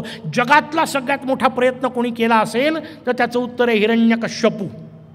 याच्यापेक्षा मोठा प्रयत्न करणारा आजपर्यंत कोणी झाला नाही. केवढी यादी मागितली आहे त्यांनी. घरात नसावा, बाहेर नसावा, दिवसा नसावा, रात्री नसावा, ओल्यानी नसावा, वाळल्यानी नसावा, खाली नसावा, वर नसावा, अस्त्रांनी नसावा, शस्त्रांनी नसावा. काय वरदानाची यादी मागितली आहे. कारण भगवान ब्रह्मदेवानं पहिल्यांदा त्यांनी हेच म्हटलं होतं, मला मृत्यू नसावा. ते म्हणाला असं नाही देता येत. कसा असेल ते फार तर बात. यांनी हे सगळी यादी मागितली. एवढ्या सगळ्या यादीनंतर भगवान नरसिंह प्रगट झाले आणि हिरण्यकश्यपूला मारला. कशी मजेदार रचना आहे. सगळे वरदानं पाहून, लक्षात घ्या, घरात नको, बाहेर नको, उमऱ्यात मारला, खाली नको, वर नको, मांडीवर मारला, दिवसा नको, रात्री नको, संध्याकाळी मारला, शस्त्रांनी नको, अस्त्रांनी नको, नखांनी फाडला. कशासाठी कथा आहे ते मग अशी म्हटलं तसं सगळ्या स्वतःला लावून घ्यायच्या आहेत. त्या हिरण्यकश्यपूची कथा नाही सांगायची आहे. लक्षात ठेवायचं आहे, एवढे वरदानं असून तो मेला. आपलं काय? हा, ते महत्त्वाचं आहे. त्याचं काय झालं ते नाही सांगायचं आहे. अरे एवढी यादी होती, एवढे प्रोटेक्शन त्याला होते, एवढी सगळी सुरक्षा यंत्रणा होती. पण लक्षात ठेवा, काही त्या सुरक्षा यंत्रणेचा उपयोग नसतो. जेव्हा वेळ आलेला असतो सुरक्षा रक्षकच मारतात. आणि राष्ट्रपती पंतप्रधानापासूनच्या कथा जगामध्ये सगळीकडे आपल्याला पाहायला मिळतात. सुरक्षा रक्षकच मारत असतील तर आता काय करता येईल यंत्रणेचं? कारण ती यंत्रणा बाहेरून आहे आणि बाहेरून असलेली कोणतीच यंत्रणा शाश्वत असूच शकत नाही. हा भाव व्यवस्थित लक्षात घ्या. तेवढं सगळं असून तो मेला. आपलं काय? त्याचं उत्तर आहे आपल्याला गणेश गीता. हेच उत्तर आहे. लक्षात घ्या. मला त्या हिरण्यकश्यपूसारखं शरीराने नाही अमर व्हायचं आहे, कारण ते शक्य नसतं. मग मला काय करायचं आहे? मला अमरत्व प्राप्त करायचं आहे. कसं होईल? त्याचं उत्तर आहे मग अशी सांगितलं तसं सिद्धीने नाही होता येत, पण बुद्धीने होता येतं. आणि बुद्धीने अमर होता येतं म्हणजे काय? त्याचं उत्तर मग अशी सांगितलं तसं 800 वर्षानंतरही माऊलींची ज्ञानेश्वरी आम्हाला वाचावी वाटते, म्हणजे माऊली जिवंत आहेत. हे जे संजीवन आहे, लक्षात घ्या. का संजीवन? देह गेला, देह त्याच्या पद्धतीने योगमार्गाची जी काय प्रक्रिया झाली असेल त्यांनी झाला. नंतर शिल्लक काय आहे? त्याचं उत्तर आहे माऊलींनी व्यक्त केलेली बुद्धिमत्ता शिल्लक आहे. त्या बुद्धीचं प्रगटीकरण शिल्लक आहे. मला असं काहीतरी मिळवायचं आहे की जे शाश्वत असेल, पक्क असेल. आणि काय असतं म्हणजे रांजणगावला प्रवचन मालिका होती, आता इथून पुढे गेल्यानंतर राहणार आहे. मी तिथे सांगताना गमतीने सांगितलं, 40 वर्षापूर्वीचं रांजणगाव मला आठवतं. आपल्यापैकी जे गेले असतील त्यांना आठवत असेल. पहिले समोर भलं मोठा नाला होता. नाली म्हणणं सुद्धा लहान पडेल, एवढा मोठा होता. त्याच्यात मोठे मोठे दगडं टाकले होते, उड्या मारत जावं लागत होतं. अशी अवस्था होती. आतमध्ये सगळं पडलेली अवस्था होती. त्या ओऱ्या फक्त शिल्लक होत्या. सगळं बदललं आता. आता राजवाड्यासारखी अवस्था आहे मंदिराची. बाहेर उभे असलेले हत्ती प्रत्यक्ष हत्तीच्या तिप्पट आहेत. एवढाला उभं केलं. महाद्वार बदललं, रस्ता बदलला, आतमधलं मंदिराची महिरबपर्यंत सगळं बदललं. मंदिरात आतमध्ये गाभाऱ्यातली महिरब जी आहे, म्हणजे बाहेरचा सभामंडप तर बदललाच, आतमध्ये गाभाऱ्यात असलेली महिरबसुद्धा बदलली. जी कधी काही नुसतीच दगडी होती, मग पितळी झाली, आता चांदी सोन्यापर्यंत पोचली. सगळं बदललं. न बदललेली गोष्ट कोणती आहे? एकच, महागणपती. तो पक्का आहे म्हणून या बाकीच्याला किंमत आहे. तो हल्ला की हे उरलेलं काहीच कामाचं नाही आहे. किती मजेदार रचना आहे, लक्षात घ्या. पक्क जे आहेत ते पकडायचं आहे, ते धरून ठेवायचं आहे. आपल्या मंदिराची अवस्था आपल्याला आठवते ना, जरा 80-90ची काळ आठवणं. कौलारू अवस्था होती, मी पाहिलेली आहे स्वतः. लहानसं एक कौलारू खोपडं कसल्यासारखं खोपटीसारखी अवस्था होती. मोरया बसलेला होता, मोरया पक्का होता, म्हणून बाकीचं सगळं बदलत गेलं. ही रचना आपल्याला समजून घ्यायची आहे. फक्त ते समजून घ्यायचं आहे, हे सगळं असावं की नाही, बिलकुल असावं. फक्त हे सगळं असताना मोरयाकडे दुर्लक्ष नसावं. नाही तर मग या सगळ्याचा काय उपयोग. नाही तर आल्यावर जर मंदिराचे फोटो काढताना त्या चांदीच्या आणि सोन्याचेच फोटो काढत असाल तर तो म्हणाल, बेटा बा हे तर घरी होतं, इथं कशाला आला. इथं ते आतमधलं जे पक्क आहे ना ते पकडायचं आहे, ते समजून घ्यायचं आहे. म्हणून येन अमृतमयो भूत्वा पुमान ब्रह्ममय अमृतम यतः योगा अमृत महाभाग तन्मे करुणया वद. तू माझ्यावर करुणा कर. गुरूंना प्रार्थना करतायत भगवान सूत, व्यासांना प्रार्थना करतायत, करुणा करून सांग, कृपा करून सांग. कृपा कोणावर करायची असते, त्याचं उत्तर संतांनी दिलंय, बुडते हे जन देखवे ना डोळा. ज्याची अवनती होत आहे ते पाहवत नाही, त्याला जे सांगितलं जातं ते कृपा करून सांगितलेलं आहे. त्याच्या उन्नती करता सांगितलं आहे, त्याचं भलं व्हावं म्हणून सांगितलेलं आहे. त्यांनी विचारो न विचारो नाही का. आनंद मला याच्यात आहे की त्याचं कल्याण व्हायला पाहिजे म्हणून जे सांगितलं जातं, बरं व्हायला पाहिजे, खरं व्हायला पाहिजे, नुसतंच बरंही नाही, त्याचं खरं कल्याण व्हायला पाहिजे. ते खरं कल्याण व्हायचं असेल तर रचना कोणती, योगामृत. हे योगरूपी अमृत, योग शब्दाचा अर्थ जुळणे असा आहे.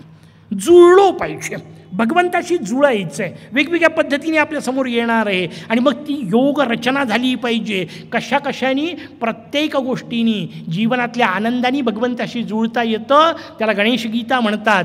विषादानी सुद्धा जुळता येतं, त्याला भगवद्गीता म्हणतात. विषाद जरी झाला तरी भगवन सन्मुख झालो पाहिजे. आपली पहिली अडचण असते, ज्या दिवशी काहीतरी वाईट घडतं त्या दिवशी कोणीच नसलं शिव्या द्यायला समोर की भगवंताला दिल्या जातात. माझंच असं काऊन केलं. अरे कोण तू. मला आमच्या एका नातेवाईकांनी विचारलं, सगळ्यांना सोडून भगवान माझंच वाईट का करतो. म्हटलं एवढा रिकाम आहे का. जगातले 8 अब्ज सध्या संख्या पोचली आपली, 8 अब्ज सगळे सोडून देऊन कुठल्या तरी एका वाडीतल्या एका घरातल्या एका कोपऱ्यात बसलेला त्याला त्रास द्यायला एवढा स्वानंदनाथ मोकळा आहे का. कशाला तो तुम्हाला त्रास देते, काही देणे घेणं नाही त्याला तुमच्याशी. माझ्या वाट्याला येणारे दुःख, माझ्या वाट्याला येणारे सुख, व्यवहारातले शब्द म्हणून सांगतो, हे फक्त आणि फक्त माझ्या कृतीची परिणती असते, हे समजून घ्यायचं आहे. माझ्याच कृतीची, दुसऱ्या कोणाची नाही. कारण दुसऱ्या कोणी सुखी करायचं म्हटलं किंवा दुसऱ्या कोणी मला दुःखी करतो म्हटलं की मग मी सुखी होण्याची शक्यताच संपली. म्हणजे समजा यांच्या वागण्यामुळे मी दुःखी होतोय असं असेल तर या वाक्याचा अर्थ काय. त्या वाक्याचा अर्थ आता मी तेव्हा सुखी होईल जेव्हा ते मला पाहिजे तसं वागतील, आणि ते मला पाहिजे तसं का वागतील, नाहीच वागणार. घरातले बायका पोरं मला पाहिजे तसे वागत नाही असं जेव्हा येऊन विचारतात तेव्हा मी सहज गमतीने विचारत असतो, त्यांना पाहिजे तसं तू किती वागतोस. आणि मी त्यांना जर पाहिजे तसा वागत नसेल तर ते मला पाहिजे तसे का वागतील. आणि मुळात त्यांनी मला पाहिजे तसं वागणे याला हुकुमशाही असं म्हणतात. तो माझ्यासाठी नाही, तो त्याच्या पद्धतीने जन्माला आहे, तो त्याच्या पद्धतीने जगेल, मी माझ्या पद्धतीने जगेल. त्याचं माझं जगणं सुसह्य असू शकेल इतकं फार तर करता येतं. त्या दोन्हीचा हिशोब आपल्याला व्यवस्थित समजून घ्यायचा. कोणी मला दुःखी करू शकत नाही. शास्त्रकारांनी रचना सांगितली, सुखस्य दुःखस्य नकोपी दाता परो ददाती ती कुबुद्धी रेषा. दुसरा कोणीतरी मला दुःख देतोय ही मूर्खासारखी रचना आहे. जे वर्गात मी विद्यार्थ्यांना गमतीने सांगताना सांगत असतो, म्हटलं तुम्ही जर मला एक पेलाभर विष आणून दिलं तरी मी मरत नाही. मुलं मोठी धक्क्याने पाहतात माझ्याकडे, एवढे भयानक आहात. मी म्हटलं तुम्हाला व्याकरण समजत नाही, मला तुम्हाला व्याकरण शिकवायचं आहे. बोलताना किती अर्थाचा विचार करून बोललं पाहिजे. म्हटलं मी तुम्हाला वाक्य काय वापरलं, तुम्ही मला एक पेलाभर विष आणून दिलं तरी मी मरत नाही. पिलं तर असं कुठं म्हटलं आहे. तुम्ही आणून दिलं नो प्रॉब्लेम, प्यायचं की नाही हे मला समजते ना. तुम्ही मला दुःख देण्याकरता असंख्य गोष्टी माझ्यासमोर आणून ठेवाल, त्यांनी दुःखी व्हायचं की नाही हे माझ्या हातात आहे. ते मला ठरवता आलं पाहिजे. आणि हे जे ठरवण्याची रचना आहे ना त्याला गणेश गीता म्हणतात.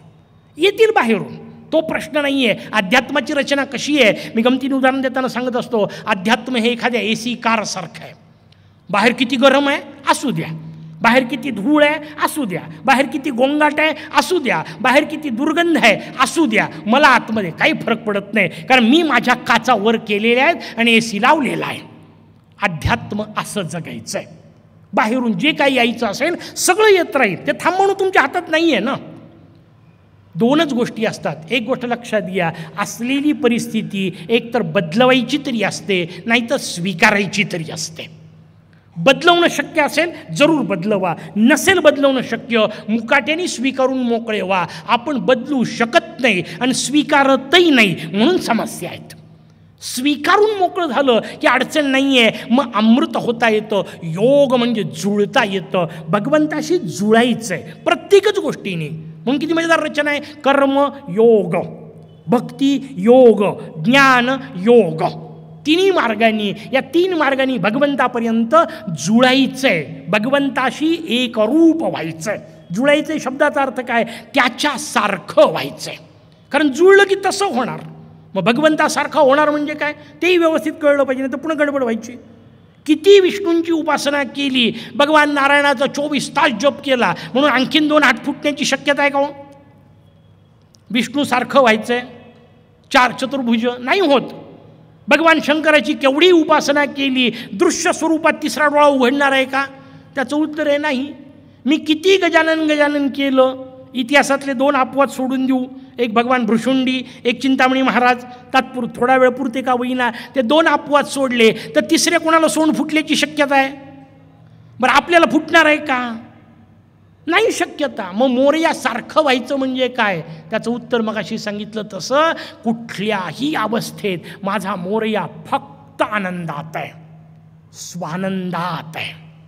आणि तो आनंद स्व आनंद असतो, स्वतःच्याच आनंदात आहे. म्हणून मोरयाच्या नावात लोकाचं नावच स्वानंद आहे. ठीक आहे, स्वतःचा आनंद कसा येईल? स्व आनंद होण्याकरता पहिले तो शब्दही मोठा मजेदार आहे. 2 विग्रह होतात त्याचे. जसा स्व अधिक आनंद स्वानंद होतं, तसं सु अधिक आनंदही स्वानंद शब्द तयार होतो. पहिल्यांदा नाही स्वानंद मिळाला, पहिले सु आनंद तर मिळवा. चांगला आनंद तर मिळवायला शिका, चांगल्या गोष्टीतला आनंद तर मिळवायला शिका. आणि चांगली गोष्ट कोणती आहे? त्याचं उत्तर आहे एक गीता. का? कारण भगवंताच्या मुखातून आलेली आहे. करुणारूपात तू मला सांग. याचा अर्थ माझं हे दुःख आता मलाच सहन होत नाही आहे. गुरु महाराजांना विनंती करतायत सूत की मला हे सहन होत नाही आहे, हे गुरुदेवा तुम्ही माझ्यावर करुणा करा, यातून मला बाहेर काढा आणि मला हे सांगा की ज्याची मी अमृत होईल, मी शाश्वत होईल, माझा आनंद निर्भेळ असेल, माझा आनंद अच्युत अवस्थेत असेल, तो कधी ढळणार नाही, परिस्थिती काही येईल, माझा आनंद टिकून राहील, असं मला काहीतरी सांगा. त्याच्यावर भगवान व्यास सांगायला सुरुवात करतायत. अथ गीतां प्रवक्ष्यामि. आता मी तुला गीता सांगायला सुरुवात करतो. भगवान वेदव्यास म्हणतायत अथ गीतां प्रवक्ष्यामि. कशी आहे? योग मार्ग प्रकाशिनी. योग मार्गाची प्रकाशिनी अशी गीता मी तुला सांगतोय. किती मजेदार रचना आहे, लक्षात घ्या. योग मार्ग प्रकाशिनी, प्रत्येक शब्द समजून घेतला पाहिजे. त्या योग मार्गाचं प्रकाशन ही गीता करणार आहे, चालवणार नाही. ते फार महत्त्वाचं आहे. रस्ता दाखवणार आहे. मार्गदर्शन शब्द आहे. रस्ता दाखवणार आहे. चालायचं कोणाला? त्याचं उत्तर आहे ते आपल्यालाच चालावं लागणार आहे. ते काही व्यास उचलून नाही नेऊन ठेवणार आहेत. मार्ग सांगतो, जायचं तुलाच आहे, चालावं तुलाच लागणार आहे, कृती तुलाच करावी लागणार आहे. मती मी देऊ शकतो, गती मी देऊ शकतो, कृतीचं काय? कृती तुलाच करावी लागणार आहे. आणि म्हणून शेवटी जबाबदारी आपली आहे, लक्षात घ्या. आपल्यावर जबाबदारी येऊन पडते. मला जर अमृतत्व प्राप्त करायचं असेल तर गीता मला समजून घ्यायची आहे आणि मला त्याच्यानुसार वागायचं आहे. कशी आहे गीता? आता सांगितलं तसं योग मार्ग प्रकाशिनी नियुक्तां पृच्छते सूत राज्ञे गजमुखेन या. कोणाच्या मुखातून आली? गजमुखातून आलेली आहे, ती मी तुला सांगतो. तो गजमुख शब्दच फार मजेदार आहे. विवेचन केलं आहे आपण पूर्वीच्या याच्यात, पण आत्ताही आपल्याला त्याचा हा भाव लक्षात घेतला पाहिजे. एक तर गजानन अवतार आहे, त्या अवतारात ही कथा सांगितलेली आहे. तुम्हाला सगळा अवतार सगळं आत्ता वर्णन करणं आपल्यासमोर शक्य नाही. भगवंताचे जे वेगवेगळ्या युगात वेगवेगळे अवतार झाले त्यातलं द्वापार युगामध्ये झालेला हा अवतार सांगितलेला आहे. त्या द्वापार युगामध्ये अवतार झाला भगवान शंकरांच्या आणि पार्वतीच्या घरी. त्रिस्थळी यात्रा आहे मोरयाचं संपूर्ण चरित्र. भगवान प्रगट झाले देवी पार्वतीच्या आणि शंकरांच्या घरी येऊन पोहोचले राजा वरेण्याकडे. लक्षात ठेवा किती गांभीर्य असलं पाहिजे भक्तीत, काय मागायचं ते कळलं पाहिजे. राजा वरेण्याने प्रचंड तपश्चर्या केली आणि तपश्चर्या केल्यानंतर चुकून बोलताना बोलून गेला, मोरया 1 दिवस तरी तू माझ्या घरी ये. मोरया 1च दिवस आले. मागताना काय मागायचं कळलं पाहिजे ना, व्यवस्थित लक्षात ठेवा.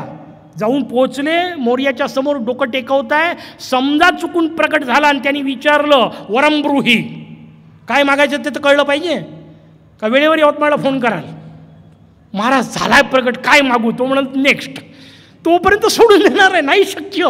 काय मागायचं कळलं पाहिजे आणि मोरयाला शोभण्यासारखं मागा. राष्ट्रपती भवनात जाऊन चुन्याची पुडी नसते मागायची,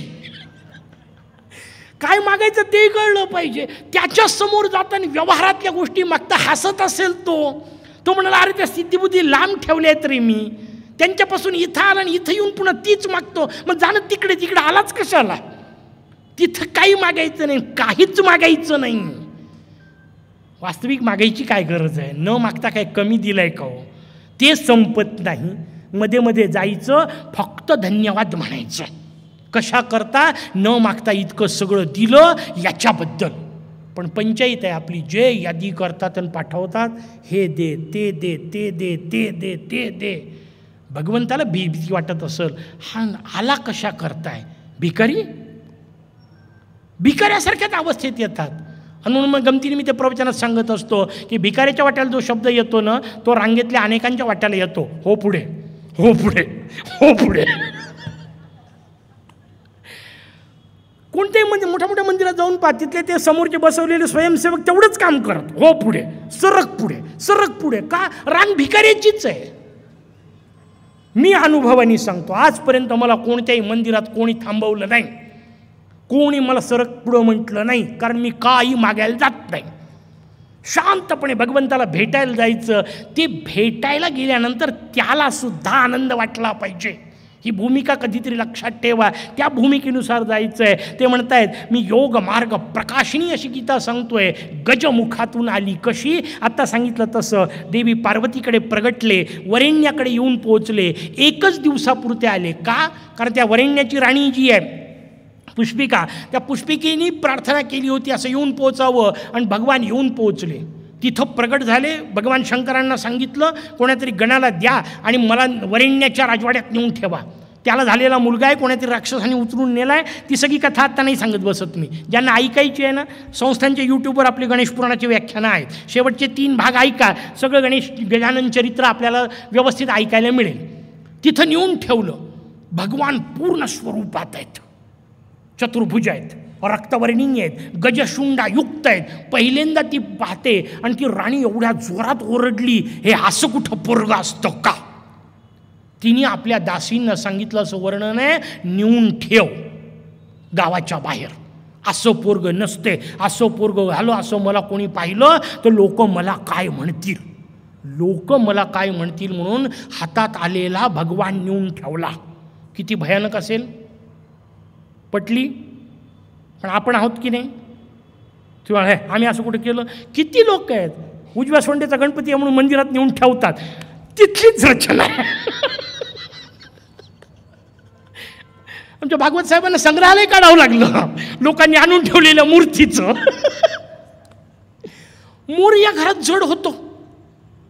मला आमच्या गुरु महाराजांचा प्रसंग आठवतो. गुरु महाराजांनी प्रश्न विचारला, ती कायम मूर्ती सोबत असायची पूजेची, माझ्याही सोबत असते. 7 पिढ्यांपासून आम्ही त्या मूर्तीची नियमित उपासना करतो, मूर्ती कायम सोबत. तर एकाने प्रश्न विचारला, म्हणे गुरु महाराज एवढी ती मूर्ती सोबत कशी न्यायची.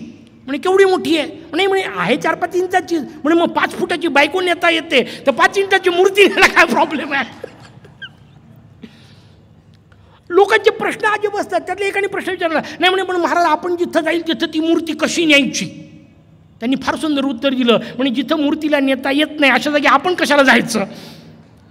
कुठं जायचं कळलं पाहिजे. कुणी सांगितलं मूर्खासारख्या जागी जायला? जायचंच नाही. लक्षात घ्या, जिथे भगवत तत्वाचा वावर असू शकत नाही अशा जागी मी पाय ठेवणार नाही. ही रचना असली पाहिजे. ती आपल्याला पालीला सापडली. बल्लाळ्यांनी सांगितली होती, ज्या घरामध्ये मला गणेश उपासना करता येत नाही ते घर माझं नाही, मी पाय ठेवणार नाही. तो आलाच नाही वापस. ती बल्लाळाची रचना आपल्याला कळली पाहिजे. भक्त त्याला म्हणतात. शिवपार्वतीचा कडे प्रकट झाले, मी म्हटलं तसं वरेण्याकडे गेले, त्यांनी बाहेर नेऊन ठेवले. सापडले कोणाला? भगवान पराशरांना सापडले. पुढचे सगळ्या लीला पराशरांच्या आश्रमात झाल्या, कारण पराशरांना मोरया दिसत नव्हता, कळत होता. भगवान ही नुसती पाहण्याची गोष्ट नाही, ती समजून घेण्याची गोष्ट आहे. दर्शन कदाचित होईल सुद्धा. भावना तीव्र असतील ना तर दर्शन होतील, अशक्य नाही आहे, लक्षात घ्या. पण दर्शन होऊन उपयोग काय? रामायणातला प्रसंग नेहमी आपल्याला माहिती असेल म्हणून सांगत असतो. शूर्पणखेला नव्हते दिसले का रामचंद्र? कुठं सुधारली? रावणाला भगवान दिसले नव्हते का? कुठं सुधारला? दुर्योधनाला, दुःशासनाला, कर्णाला, सगळ्यांना भगवान प्रत्यक्ष दिसत होते की नाही? दिसत होते. सुधारले कुठे? त्याचं उत्तर आहे नाही. का नाही सुधारले? त्याचं उत्तर आहे दिसून उपयोग नाही. भगवान कळला पाहिजे. दिसायची गरजच नाही आहे. आणि प्रत्येक गोष्ट कुठे दिसायच्या मागं लागता. या वायरमध्ये आत्ता विद्युत शक्ती आहे, दिसते? नाही दिसत आहे. हात लावून पहा, अनुभव येतो, थंड थंड होतो. तुम्हाला थंड थंड लागते कशावरून? ज्यांनी हात लावला ते थंड पडलेले पाहिलेत मी. आणि वीज आहे कशावरून? या वायरमध्ये आत्ता विद्युत प्रवाह आहे, कारण मी बोलतोय ते तुमच्यापर्यंत पोहोचत आहे. परिणाम पुरेसे आहेत, गरज नाही दिसण्याची. तसं मोरया आहे की नाही? दिसण्याची गरज नाही. इतके बसलेले चेहरे जर फुललेत तर याचा अर्थ आहे. हे सगळं व्यवस्थित चाललंय याचा अर्थ आहे. कोणीतरी सांभाळणारा. एक दिवस चौकातला पोलीस जागचा हलू द्या, 4 गाड्या एकमेकावर टकरतात. अनंत कोटी ब्रह्मांडात एकदा तरी घडलं का? बुध सूर्याला खेटून गेला, मंगळगुरूला टकरला, याची त्याची डॅश झाली, काही होत नाही. अनंत कोटी ब्रह्मांडाचा पसारा शांतपणे व्यवस्थित चालू आहे. याचा अर्थ चालवणारा कोणीतरी आहे की नाही? तो आहे हे समजून घ्यायचं आहे. पाहायची गरजच नाही आहे. त्याचं अस्तित्व आणि त्या अस्तित्वावर विश्वास असला ना की मग त्याच्या असण्याची गरज नाही. पोलीस असेल अशी कल्पनासुद्धा व्यवस्थित चालवते. मग मला सांगा, साध्या पोलिसाची असण्याची कल्पना जर व्यवस्थित चालवत असेल तर अनंत कोटी ब्रह्मांड नायकाच्या असण्याची कल्पना माझ्या जीवनाला किती व्यवस्थित चालवेल. आयुष्यात ॲक्सिडेंट होणार नाहीत, गॅरंटी. भगवद्गीतेनुसार फक्त, गणेश गीतेनुसार फक्त चालला पाहिजे. हा जो भाव आहे तो समजून घ्या. आणि म्हणून ते सांगतायत गजमुखातून आली. ते सगळं पराशराकडच्या लीला झाल्या, सिंदुरासुराचा वध झाला आणि परत आले. तो सिंदुरासूर फार महत्त्वाचा आहे. त्याला वरदान काय मिळालं? प्रगट झाला. भगवान ब्रह्मदेवांसमोरून प्रगट झाला. ब्रह्मदेवांनी अचानक समोर प्रगट झालेल्या त्याला वाटेल तसे वरदानं दिले. मागचा पुढचा इतिहास न पाहता, कामं न पाहता अचानक गादीवर बसवला की त्याचा सिंदुरासूर होतो. संदर्भ समजून घेत चला. कुठलीही गादी, गादी याचा अर्थ केवळ राजकारणाला लावू नका. व्यवहारात मिळालेले सुख साधनं ते सुद्धा उन्मत्त होतात पोरं. आणि भगवान कृष्णाच्या घरात माजली, त्यालाच तर यादवी शब्द वापरला. यादवी माजायची वेळ येते. सगळं संपन्नता होती. सोन्याची द्वारका मिळाली, आयती मिळाली. पोरांना कुठे किंमत आहे? आयती मिळालेल्या गोष्टीची किंमत नसते. हा भाव व्यवस्थित समजून घ्या. तिथं त्या वरेण्याच्या इथे येऊन पोचल्यानंतर जेव्हा बोलायचा विषय निघाला, मी म्हटलं तसं सिंदुरासुराचा विषय आला. त्या सिंदुरासुराला अनेक वरदानं दिले ब्रह्मदेवांनी. त्यातलं एक मजेदार अफाट वेगळ्या पद्धतीचं वरदान होतं, तू ज्याला मिठी मारशील तो भस्म होईल. जसं भस्मासुराला वरदान होतं की नाही, तू ज्याच्या डोक्यावर हात ठेवशील तो नष्ट होईल. याला सांगितलं तू ज्याला मिठी मारशील तो संपेल. थोडा वेळ झाला, पलीकडे गेला. राक्षस कशाला म्हणतात समजून घ्या. वरदान कोणी दिलं? ब्रह्मदेवानी.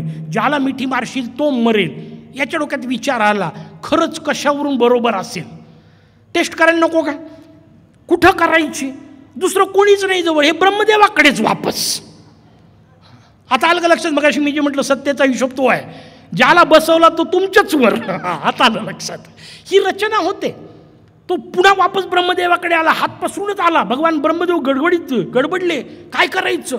कारण हा मिठी मारला की मी मरणार, याला मीच वरदान दिलेलं आहे. ते गुप्त झाले. भगवान विष्णूंकडे गेले, म्हणजे कसंही करून वाचवा. म्हणजे तुम्हाला सांगितलं कोणी नको ते वरदान द्यायला. ठीक आहे, आता काहीतरी करू. दोघं मिळून शंकरांकडे गेले. भगवान शंकरांकडे पुढचा जो कथाभाग ऐकला तो मग अशी म्हणतात तसं व्हिडिओत पाहता, त्याचा विषय नाही आहे. भगवान जेव्हा प्रगट झाले, भगवान गणेश स्वरूपामध्ये, गजानन स्वरूपामध्ये या सिंदुरासुरासमोर जाऊन उभे राहिले. हा तिकडून आला जोरात, मिठी मारायची या हिशोबात मिठी मारायला गेला, मिठी पुरलीच नाही.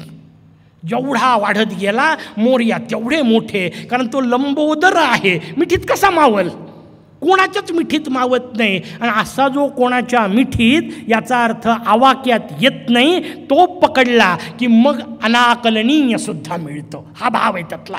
आणि मग शेंदूर लावायचा. कशा करता? त्याच्या करता की त्याला कळलं आवाक्यात येत नाही, पण आता तुला आवाक्यात आणायचं असेल तर उपाय काय? तुझा शेंदूर लावला की तू आवाक्यात येतोस.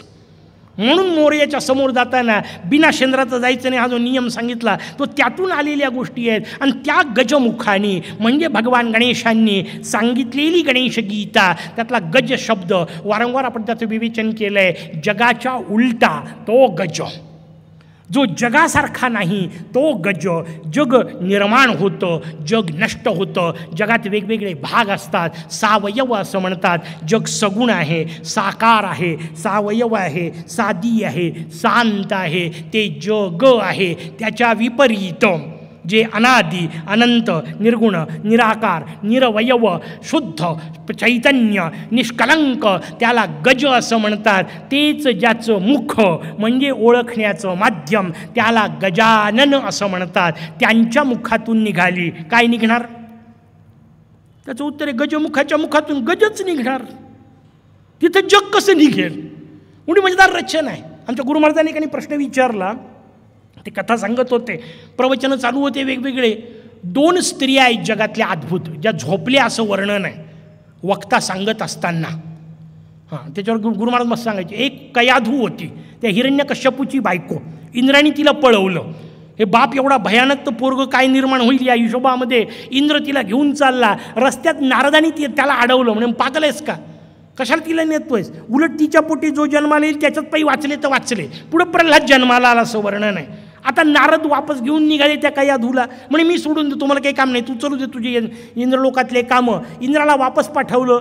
कयाधूला घेऊन नारद निघाले. रस्त्यात तिला ब्रह्मज्ञान सांगितलं असं वर्णन आहे. आता मला सांगा, त्या राक्षसाच्या पत्नीला, कयाधूला, गर्भवती, तिला ब्रह्मज्ञान सांगायची काय गरज होती? त्याचं उत्तर आहे एकच, नारदाला दुसरं काय येत होतं? ते ब्रह्मज्ञान सांगणार नाही तर सांगतील काय? लक्षात घ्या, भगवान जेव्हा बोलायला सुरुवात करतात तेव्हा ते ब्रह्मज्ञानच येतं. नाही तर वास्तविक अर्जुन विचारतोय लढू की नको, आणि हे त्याला सांगतात राजविद्या राजगुह्य. तुम्हाला ते का सांगितलं? त्याचं उत्तर त्यांना तेच येतं, तर ते काय करतील दुसरं? आणि कायम लक्षात ठेवा, धक्कादायक विधाने पण करून ठेवतो मुद्दाम, भगवद्गीतासुद्धा व्यवस्थित समजत नाही. कारण आपल्याला असं वाटतं भगवद्गीता कृष्णाने सांगितली. तुमच्या माहितीकरता धक्कादायक वाक्य सांगतो, भगवद्गीता कृष्णाने सांगितलेली नाही. काय चेहरे बदललेत. 50-50 वर्ष ऐकतोय भगवद्गीता कृष्णाने नाही सांगितलेली. का सांगतो त्यातला भाव लक्षात घ्या. पूर्ण सांगितल्याशिवाय उतरत नाही मी खाली, काळजी करू नका. भगवद्गीता कृष्णाने सांगितलेली नाही यासाठी की संपूर्ण भगवद्गीतेत कुठेही श्रीकृष्ण उवाच उल्लेख नाही, भगवान उवाच. कोण बोलतंय? वैकुंठाधिपती परब्रह्म तत्व बोलतंय, भगवान बोलतायत. म्हणून ते काय बोलतील? त्याचं उत्तर आहे ते कर्मज्ञान भक्तीच बोलतील, कारण त्यांच्यापर्यंत पोचण्याचे मार्गच सांगतील. हा जो विषय आहे तो इथं समजून घ्यायचा आहे. मला सांगा, तिथे सगुण साकार अवतारात आले तर भगवान ब्रह्म तत्वज्ञान सांगतात आपल्यासमोर. भगवान श्रीकृष्ण इथं तर गजमुखच सांगायला बसलेत. ते व्यवहारातलं कसं सांगतील? ते व्यवहारातलं सांगणारच नाहीत. पण त्या व्यवहारात असताना अद्वितीय संसारातीत आनंद, सुखदुःखाच्या पलीकडची अवस्था कशी प्राप्त करायची तेच भगवान आपल्याला सांगणार आहेत. आणि म्हणून वरेण्यांनी त्यांना प्रार्थना केलेली आहे. प्रार्थना काय आहे? वरेण्याची प्रार्थना आहे, विघ्नेश्वर महाबाहो सर्व विद्या विशारद सर्व शास्त्रार्थ तत्वज्ञ योगम मे वक्तुमर्हसी. एक श्लोक. ते आता नाईलाज आहे, आपल्याला 7 दिवसात एक अध्याय घ्यायचा आहे. वास्तविक एक श्लोक 7 दिवस चालवावा इतक्या सुंदर पद्धतीचा आहे. पण ठीक आहे, समजून घ्यायचा प्रयत्न करू. पहिला शब्द त्यांनी वापरला आहे विघ्नेश्वर. जसं मोरयासाठी गजमुख शब्द वापरला आहे, व्यवस्थित लक्षात घ्या. गीता कोणती असो, हां, हीच गीता म्हणून नाही, कितीतरी 40-45 गीतांचं वर्णन आहे आपल्याकडे. प्रत्येक गीतेमध्ये त्या त्या देवतांनी किंवा वक्त्यांनी श्रोत्यांनी एकमेकांना वापरलेले संबोधनं एवढ्यावर PhD होऊ शकते. म्हणजे कृष्ण अर्जुनाला काय संबोधन वापरतात आणि अर्जुन कृष्णाला काय संबोधन वापरतो एवढ्यावर PhD करता येऊ शकते. त्या जागी तेच संबोधन का वापरलं याला फार महत्त्व आहे. उगे कुठले तरी शब्द वापरायचे म्हणून नाही वापरलेत. पहिला शब्द वापरला विघ्नेश्वर. कोणाला प्रार्थना करायची आहे? त्याचं उत्तर जो विघ्नेश्वर असेल. का प्रार्थना करत आहे? कारण मी विघ्नात आहे. बहुनी दुःखानी दृष्टानी पाहिलं आपण. मी माझ्या आयुष्यामध्ये विघ्नात आहे, संकटात आहे. कोणतं संकट? सगळे सुखाचे साधनं प्राप्त केले तरी सुखी होत नाही आहे. हेच संकट माझ्यासमोर आहे. या संकटातून दूर कोण करेल? त्याचं उत्तर आहे विघ्नातून तोच बाहेर काढेल जो विघ्नेश्वर असेल. तो स्वतः जर फसलेला असेल तर तुम्हाला कसा काढणार आहे? हा साधा भाव लक्षात घ्या. म्हणून पहिलेच त्याला म्हटलं विघ्नेश्वर. दुसरा हिशोब सांगितला महाबाहो. कसा आहेस मोरया तू? महाबाहू आहेस. प्रचंड लांब तुझे हात आहेत. म्हणजे काय? मला उचलाय करता पोचवू शकतो. त्या हातांना लांब आहेत तुझे हात. मी जरी या विघ्नात फसलेलो असलो, या संकटात फसलेलो असलो तरी मी तुझ्यापर्यंत येऊ शकत नाही. मोरया तू माझ्यापर्यंत येऊन मला काढू शकतो. केव्हा काढेल? त्याचं उत्तर गजेंद्र मोक्षाची कथा आपल्या सगळ्यांना माहिती आहे. जोपर्यंत तो गजेंद्र स्वतःच्या भरोशावर वाचायचा प्रयत्न करत होता भगवान शांत बसून होते. जेव्हा त्याला कळलं आता काही उरलं नाही आहे, शेवटी एक फूल उचललं. फूल नाही, सुमन. संस्कृत शब्द वापरला तर त्याचा नेमका अर्थ कळतो. सुमन. आता आणखीन कळलं व्यवस्थित. चांगलं मन ते भगवंताच्या दिशेने भिरकावलं. किती मजेदार रचना आहे लक्षात घ्या. फूल वर जाण्याच्या आतमध्ये चक्र खाली आलं. एवढा भगवान तयार बसलाय. आपण बोलवत नाही हा प्रश्न आहे. आपण म्हणतो नाही मी माझ्या ताकदीवर करतो, माझे संबंध, माझी ओळख, माझी प्रतिष्ठा. भगवान म्हणतो खेळत राहा. त्याला काय अडलंय? हा साधा हिशोब समजून घ्या. तुझ्याशिवाय कोणी नाही. ही रचना जोपर्यंत लहान लेकराला आई उचलत नाही तोपर्यंत, जोपर्यंत लेकरू खेळण्याशी खेळतं, जोपर्यंत लेकरू वस्तूंशी खेळतं, जोपर्यंत लेकरू खाण्यापिण्याच्या वस्तू पदार्थांसोबत खेळतं तोपर्यंत आईसुद्धा घेत नाही. हे सगळं फेकून देतं. हात वर करून आई म्हणून रडतं. त्या दिवशी आई घेते. हे व्यवहारात चालतं तर परमार्थात नाही लागणार का? तुझ्याशिवाय आता काही नाही, कशातच रस नाही. ही रचना आली पाहिजे. तसा नीरस अवस्थेत गेलो तर भगवान आपल्यासमोर महाबाहू आहेत. ते हात पुढं करायला तयार आहेत. आपणच घेत नाही आहे. इथं अडचण आहे. भगवंताकरता मुद्दाम शब्द वापरला. नुसता भाऊ नाही, सर्व शास्त्र विशारद. सगळ्या शास्त्रांमध्ये विशारद असले पाहिजे. गुरु म्हणून ते बोलायला बसणार आहेत. आणि गुरूंकरता आपल्याकडे 2 शब्द वापरले. कसे असले पाहिजे गुरु महाराज? त्याच्या आधी शिष्य कसा असला पाहिजे बोललो आहे आपण मागच्या प्रवचनात. त्याच्यात पण आज उल्लेख म्हणून आपल्यासमोर घेतो. शिष्य असला पाहिजे समित पाणिम. हातामध्ये समिधा घेऊन गेलेला असला पाहिजे. आणि गुरु कसे? श्रोत्रियम ब्रह्मनिष्ठम. गुरूंकरता 2 विशेषणं वापरले. समित पाणी याचा अर्थ हातात समिधा घेऊन जायची. आत्ताची रचना सांगितली ती त्या समिधा याचा अर्थ वाळलेल्या काड्या सरळ असल्या पाहिजे. मी गुरूंच्या समोर सरळ गेलो पाहिजे. वाकडा जाऊन नाही चालत. वाकडा गेला की पंचायत होते. त्याला म्हणतात कर्ण. वाकडा गेला, स्वतःची ओळख लपवून गेला, वाईट उद्देशाने गेला, मग त्याला शाप मिळाला. कोणता? तू जे काय माझ्याकडून प्राप्त केलं ते वेळेवर तुला काही कामी पडणार नाही. शाप कोणाला मिळाला? कर्णाला. केव्हा मिळाला? 5000 वर्षापूर्वी. महाभारत झालं तेव्हाची गोष्ट. तेव्हाच्या गोष्टी आज का सांगायच्या? त्याचं उत्तर आहे आपल्या कामाच्या आहेत म्हणून सांगायच्या. आपल्या कामाची गोष्ट कोणती? आपल्यालाही असा शाप आहे. कारण आपल्याजवळ कर्ण आहे.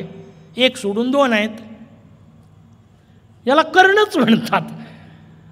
या कानावर आजपर्यंत जे जे आलं ते वेळेवर तुझ्या कामी पडणार नाही असा आपल्यालाही शाप आहे. इथं बसलेल्या सगळ्यांनी भागवत ऐकलं, पुराणं ऐकले, प्रवचनं ऐकले, अथर्वशीर्ष ऐकलं, गीता ऐकली, गणेश गीता ऐकणार, सगळं ऐकणार.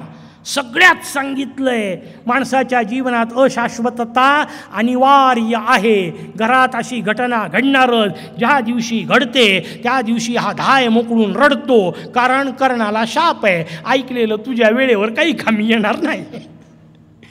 जेव्हा काम पडेल तेव्हा ते आठवलं पाहिजे, तेव्हा शांत असलं पाहिजे. होते बरं असं पंचायत होऊन जाते. म्हणजे आमच्या गुरु महाराजांनी देह ठेवला, मी आपला शांतपणे उभा होतो, माझे नातेवाईक गोंधळात. कारण ते हा रडत नाही आहे, रडला पाहिजे अशा वेळा. ते मला हलवू हलवू रडवत होते जबरदस्ती. अरे म्हणे दादा गेले. म्हटलं माहिती आहे, बस शांत. तुला वाटत असेल गेले, पिताश्री म्हणून गेले, गुरु म्हणून कुठं गेले? ते तर उलट व्यापक झाले. म्हणजे आधी मी वणीत राहत होतो आणि यवतमाळला येत होतो तेव्हा मला गुरुचरणावर मस्तक ठेवता येत होतं. आता मी वणीत बसल्या बसल्या डोळे मिटून मला तिथं दिसतात. आता काय गरज आहे? गुरु जातच नसतात. गुरुतत्व अमर आहे. मग गुरुतत्व म्हणून पंचायत नाही आणि पिताश्री म्हणून अमर राहणारच नव्हते. हे कळलं पाहिजे. पण ते नाही कळत. लक्षात घ्या, नेमक्या वेळी जर ते उपयोगात नाही आलं तर मग ऐकून उपयोग काय आहे? मग ते सगळं ऐकणं कसं आहे ते आम्ही जर गमतीने सांगताना सांगत असतो. दिवसभर सगळे यूट्यूबचे चॅनल पाहायचे, पदार्थांची यादी पाहायची, दिवसभर वेगवेगळ्या रेसिपी लिहून घ्यायच्या आणि संध्याकाळी खिचडी लावायची. फायदा काय ऐकण्याचा? दिवसभर ऐकलं ते उपयोगात आणत नसेल तर. तसं हे सगळं तत्त्वज्ञान ऐकायचं नाही आहे, उपयोगात आणायचं आहे. उपयोगात केव्हा आणता येईल? जेव्हा सर्व विद्या विशारद गुरूंची अवस्था असेल. गुरूंच्या समोर मी सरळ गेलेलो असलो पाहिजे. निरस म्हणजे वाळलेल्या समिधा असल्या पाहिजे. त्या समिधा वाळलेल्या नसल्या आणि त्याला गुरूंनी अग्नीत स्पर्श केला तर फक्त धूर निघतो. त्याला पांडित्य असं म्हणतात, डिग्री असं म्हणतात. डिग्र्या नाही मिळवायच्यात, आपली स्वतःची डिग्री उन्नत करायची. ती जी रचना आहे ती समजून घ्या. आणि मग सर्व शास्त्रार्थ तत्त्वज्ञ योगम्य वक्तुमर्हसि. हे मोरया, तू विघ्नेश्वर आहे, तू महाभाऊ आहेस, तू सर्व शास्त्र विशारद आहे, सर्व शास्त्रार्थ तत्त्वज्ञ आहेस. नुसते पाठ नाही केलेले, त्यातलं तत्त्व जाणणारा आहेस. म्हणून मग असे ते 2 शब्द सांगितले, श्रोत्रियम ब्रह्मनिष्ठम. श्रोत्रिय याचा अर्थ गुरु कसे असले पाहिजे? ऐकत राहावंसं वाटलं पाहिजे, श्रोत्रिय असले पाहिजे. ज्ञान हा तर विषय आहेच, पण प्रगटीकरण त्याचं असं असलं पाहिजे. म्हणजे ज्ञानी आहेत हा अर्थाने श्रोत्रिय शब्द आहेत. श्रुतीचा याचा अर्थ ज्ञानाचा विषय म्हणून आलाच आहे, पण ज्ञान नुसतं काय कामाचं जे अभिव्यक्ती होत नसेल तर. म्हणून असं असलं पाहिजे, ऐकत राहावंसं वाटलं पाहिजे. अनेकदा कार्यक्रमानंतर लोक मला भेटतात, म्हणजे तुम्ही लवकर थांबले, आणखीन बोलायला पाहिजे होतं. म्हणजे असं वाटेपर्यंतच थांबावं, नाही तर श्रोते वाट पाहत आहेत कधी संपते. असं काय उपयोग त्याचा? श्रोत्रिय असलं पाहिजे, श्रवणीय अशा पद्धतीचं विवेचन असलं पाहिजे. पण नुसतं श्रवणीय नाही ना, ब्रह्मनिष्ठम असलं पाहिजे. त्या बोलण्याला आचाराचा आधार असला पाहिजे, अनुभूती असली पाहिजे. हे काही शब्द पांडित्य थोडे आहे, नुसते शाब्दिक खेळ थोडे करायचेत, फुलोरे थोडे मांडायचेत. 7 दिवसानंतर म्हणाल वा वा काय त्या बुवाचा अभ्यास होता. उपयोग काय तुम्हाला? 7 दिवसानंतर तुमच्या जीवनामध्ये जर अशी अवस्था आल्यानंतर गणेश गीता आठवली नाही तर कार्यक्रम वाया गेले. ती आठवली पाहिजे, समस्येच्या वेळी आठवली पाहिजे तो विषय. म्हणून सर्व शास्त्रार्थ तत्त्वज्ञ योगम मे वक्तुमर्हसि. त्यातला मे फार महत्त्वाचा आहे. मला सांग, बाकीच्यांना नाही, मला लावायचं आहे. आणि इथं मे कोण? इथं वरेण्य नाही बसलेला, आपण सगळे वरेण्य. मला सांग. कायम लक्षात घ्या, उपासनेच्या सगळ्या टप्प्यावर हे मीपणा फार त्या अर्थाने, एका वेगळ्या अर्थाने आवश्यक आहे. कोणत्या? कारण उपासना करताना सगळे मंत्र प्रथम पुरुषी एकवचनी आहेत. अहम समर्पयामी, अहम करिष्ये, मी करतोय, मला करायचं आहे, मला लावायचं आहे. लक्षात घ्या, योगम मे वक्तुमर्हसि. तो मला लाव सांग, मला असं तू योग सांग. त्याच्यावर भगवान बोलायला सुरुवात करतात. भगवान गणेश सांगतायत, गजानन उवाच सम्यक व्यवसिता राजन मतिस्ते अनुग्रहान मम. काय मजेदार रचना आहे. राजा तुला सांगतो का? कारण तुझी मती सम्यक व्यवसिता, व्यवसिता म्हणजे बुद्धी सम्यक आहे, योग्य झालेली आहे. कशाने? माझ्या कृपेने. कारण कोणाला सांगायचं तेही कळलं पाहिजे ना, नाही तर पालथीभर पाणी ओतलं आणि पालथ्या घड्यावर पाणी, मराठीत म्हण आहे तशी रचना नसली पाहिजे. पालथ्या घड्यावर पाणी नाही टाकायचं आहे, ऐकणाऱ्यांना सांगायचं आहे. ऐकणारा कोण? जो सम्यक व्यवसित असेल, ज्याची बुद्धी निश्चित झालेली असेल. कशाला बुद्धी म्हणतात? निश्चयात्मिका बुद्धी. त्याचं वर्णन आपल्यासमोर पुढे वारंवार येणार आहे. त्याचा निश्चय झालेला असला पाहिजे. कोणता? एका माझ्या मोर्याशिवाय कोणी नाही. हा विश्वास ज्याच्या मनात निर्माण झाला तो माझ्या कृपेनेच झाला आहे. त्याची कृपा असली तरच तो विश्वास होणार आहे. असा तू श्रोत आहे. शृणु गीताम प्रवक्ष्यामी योगामृतमयीम नृप. हे नृपा, हे राजा, मी तुला योगामृत असणारी गीता सांगायला सुरुवात करतो.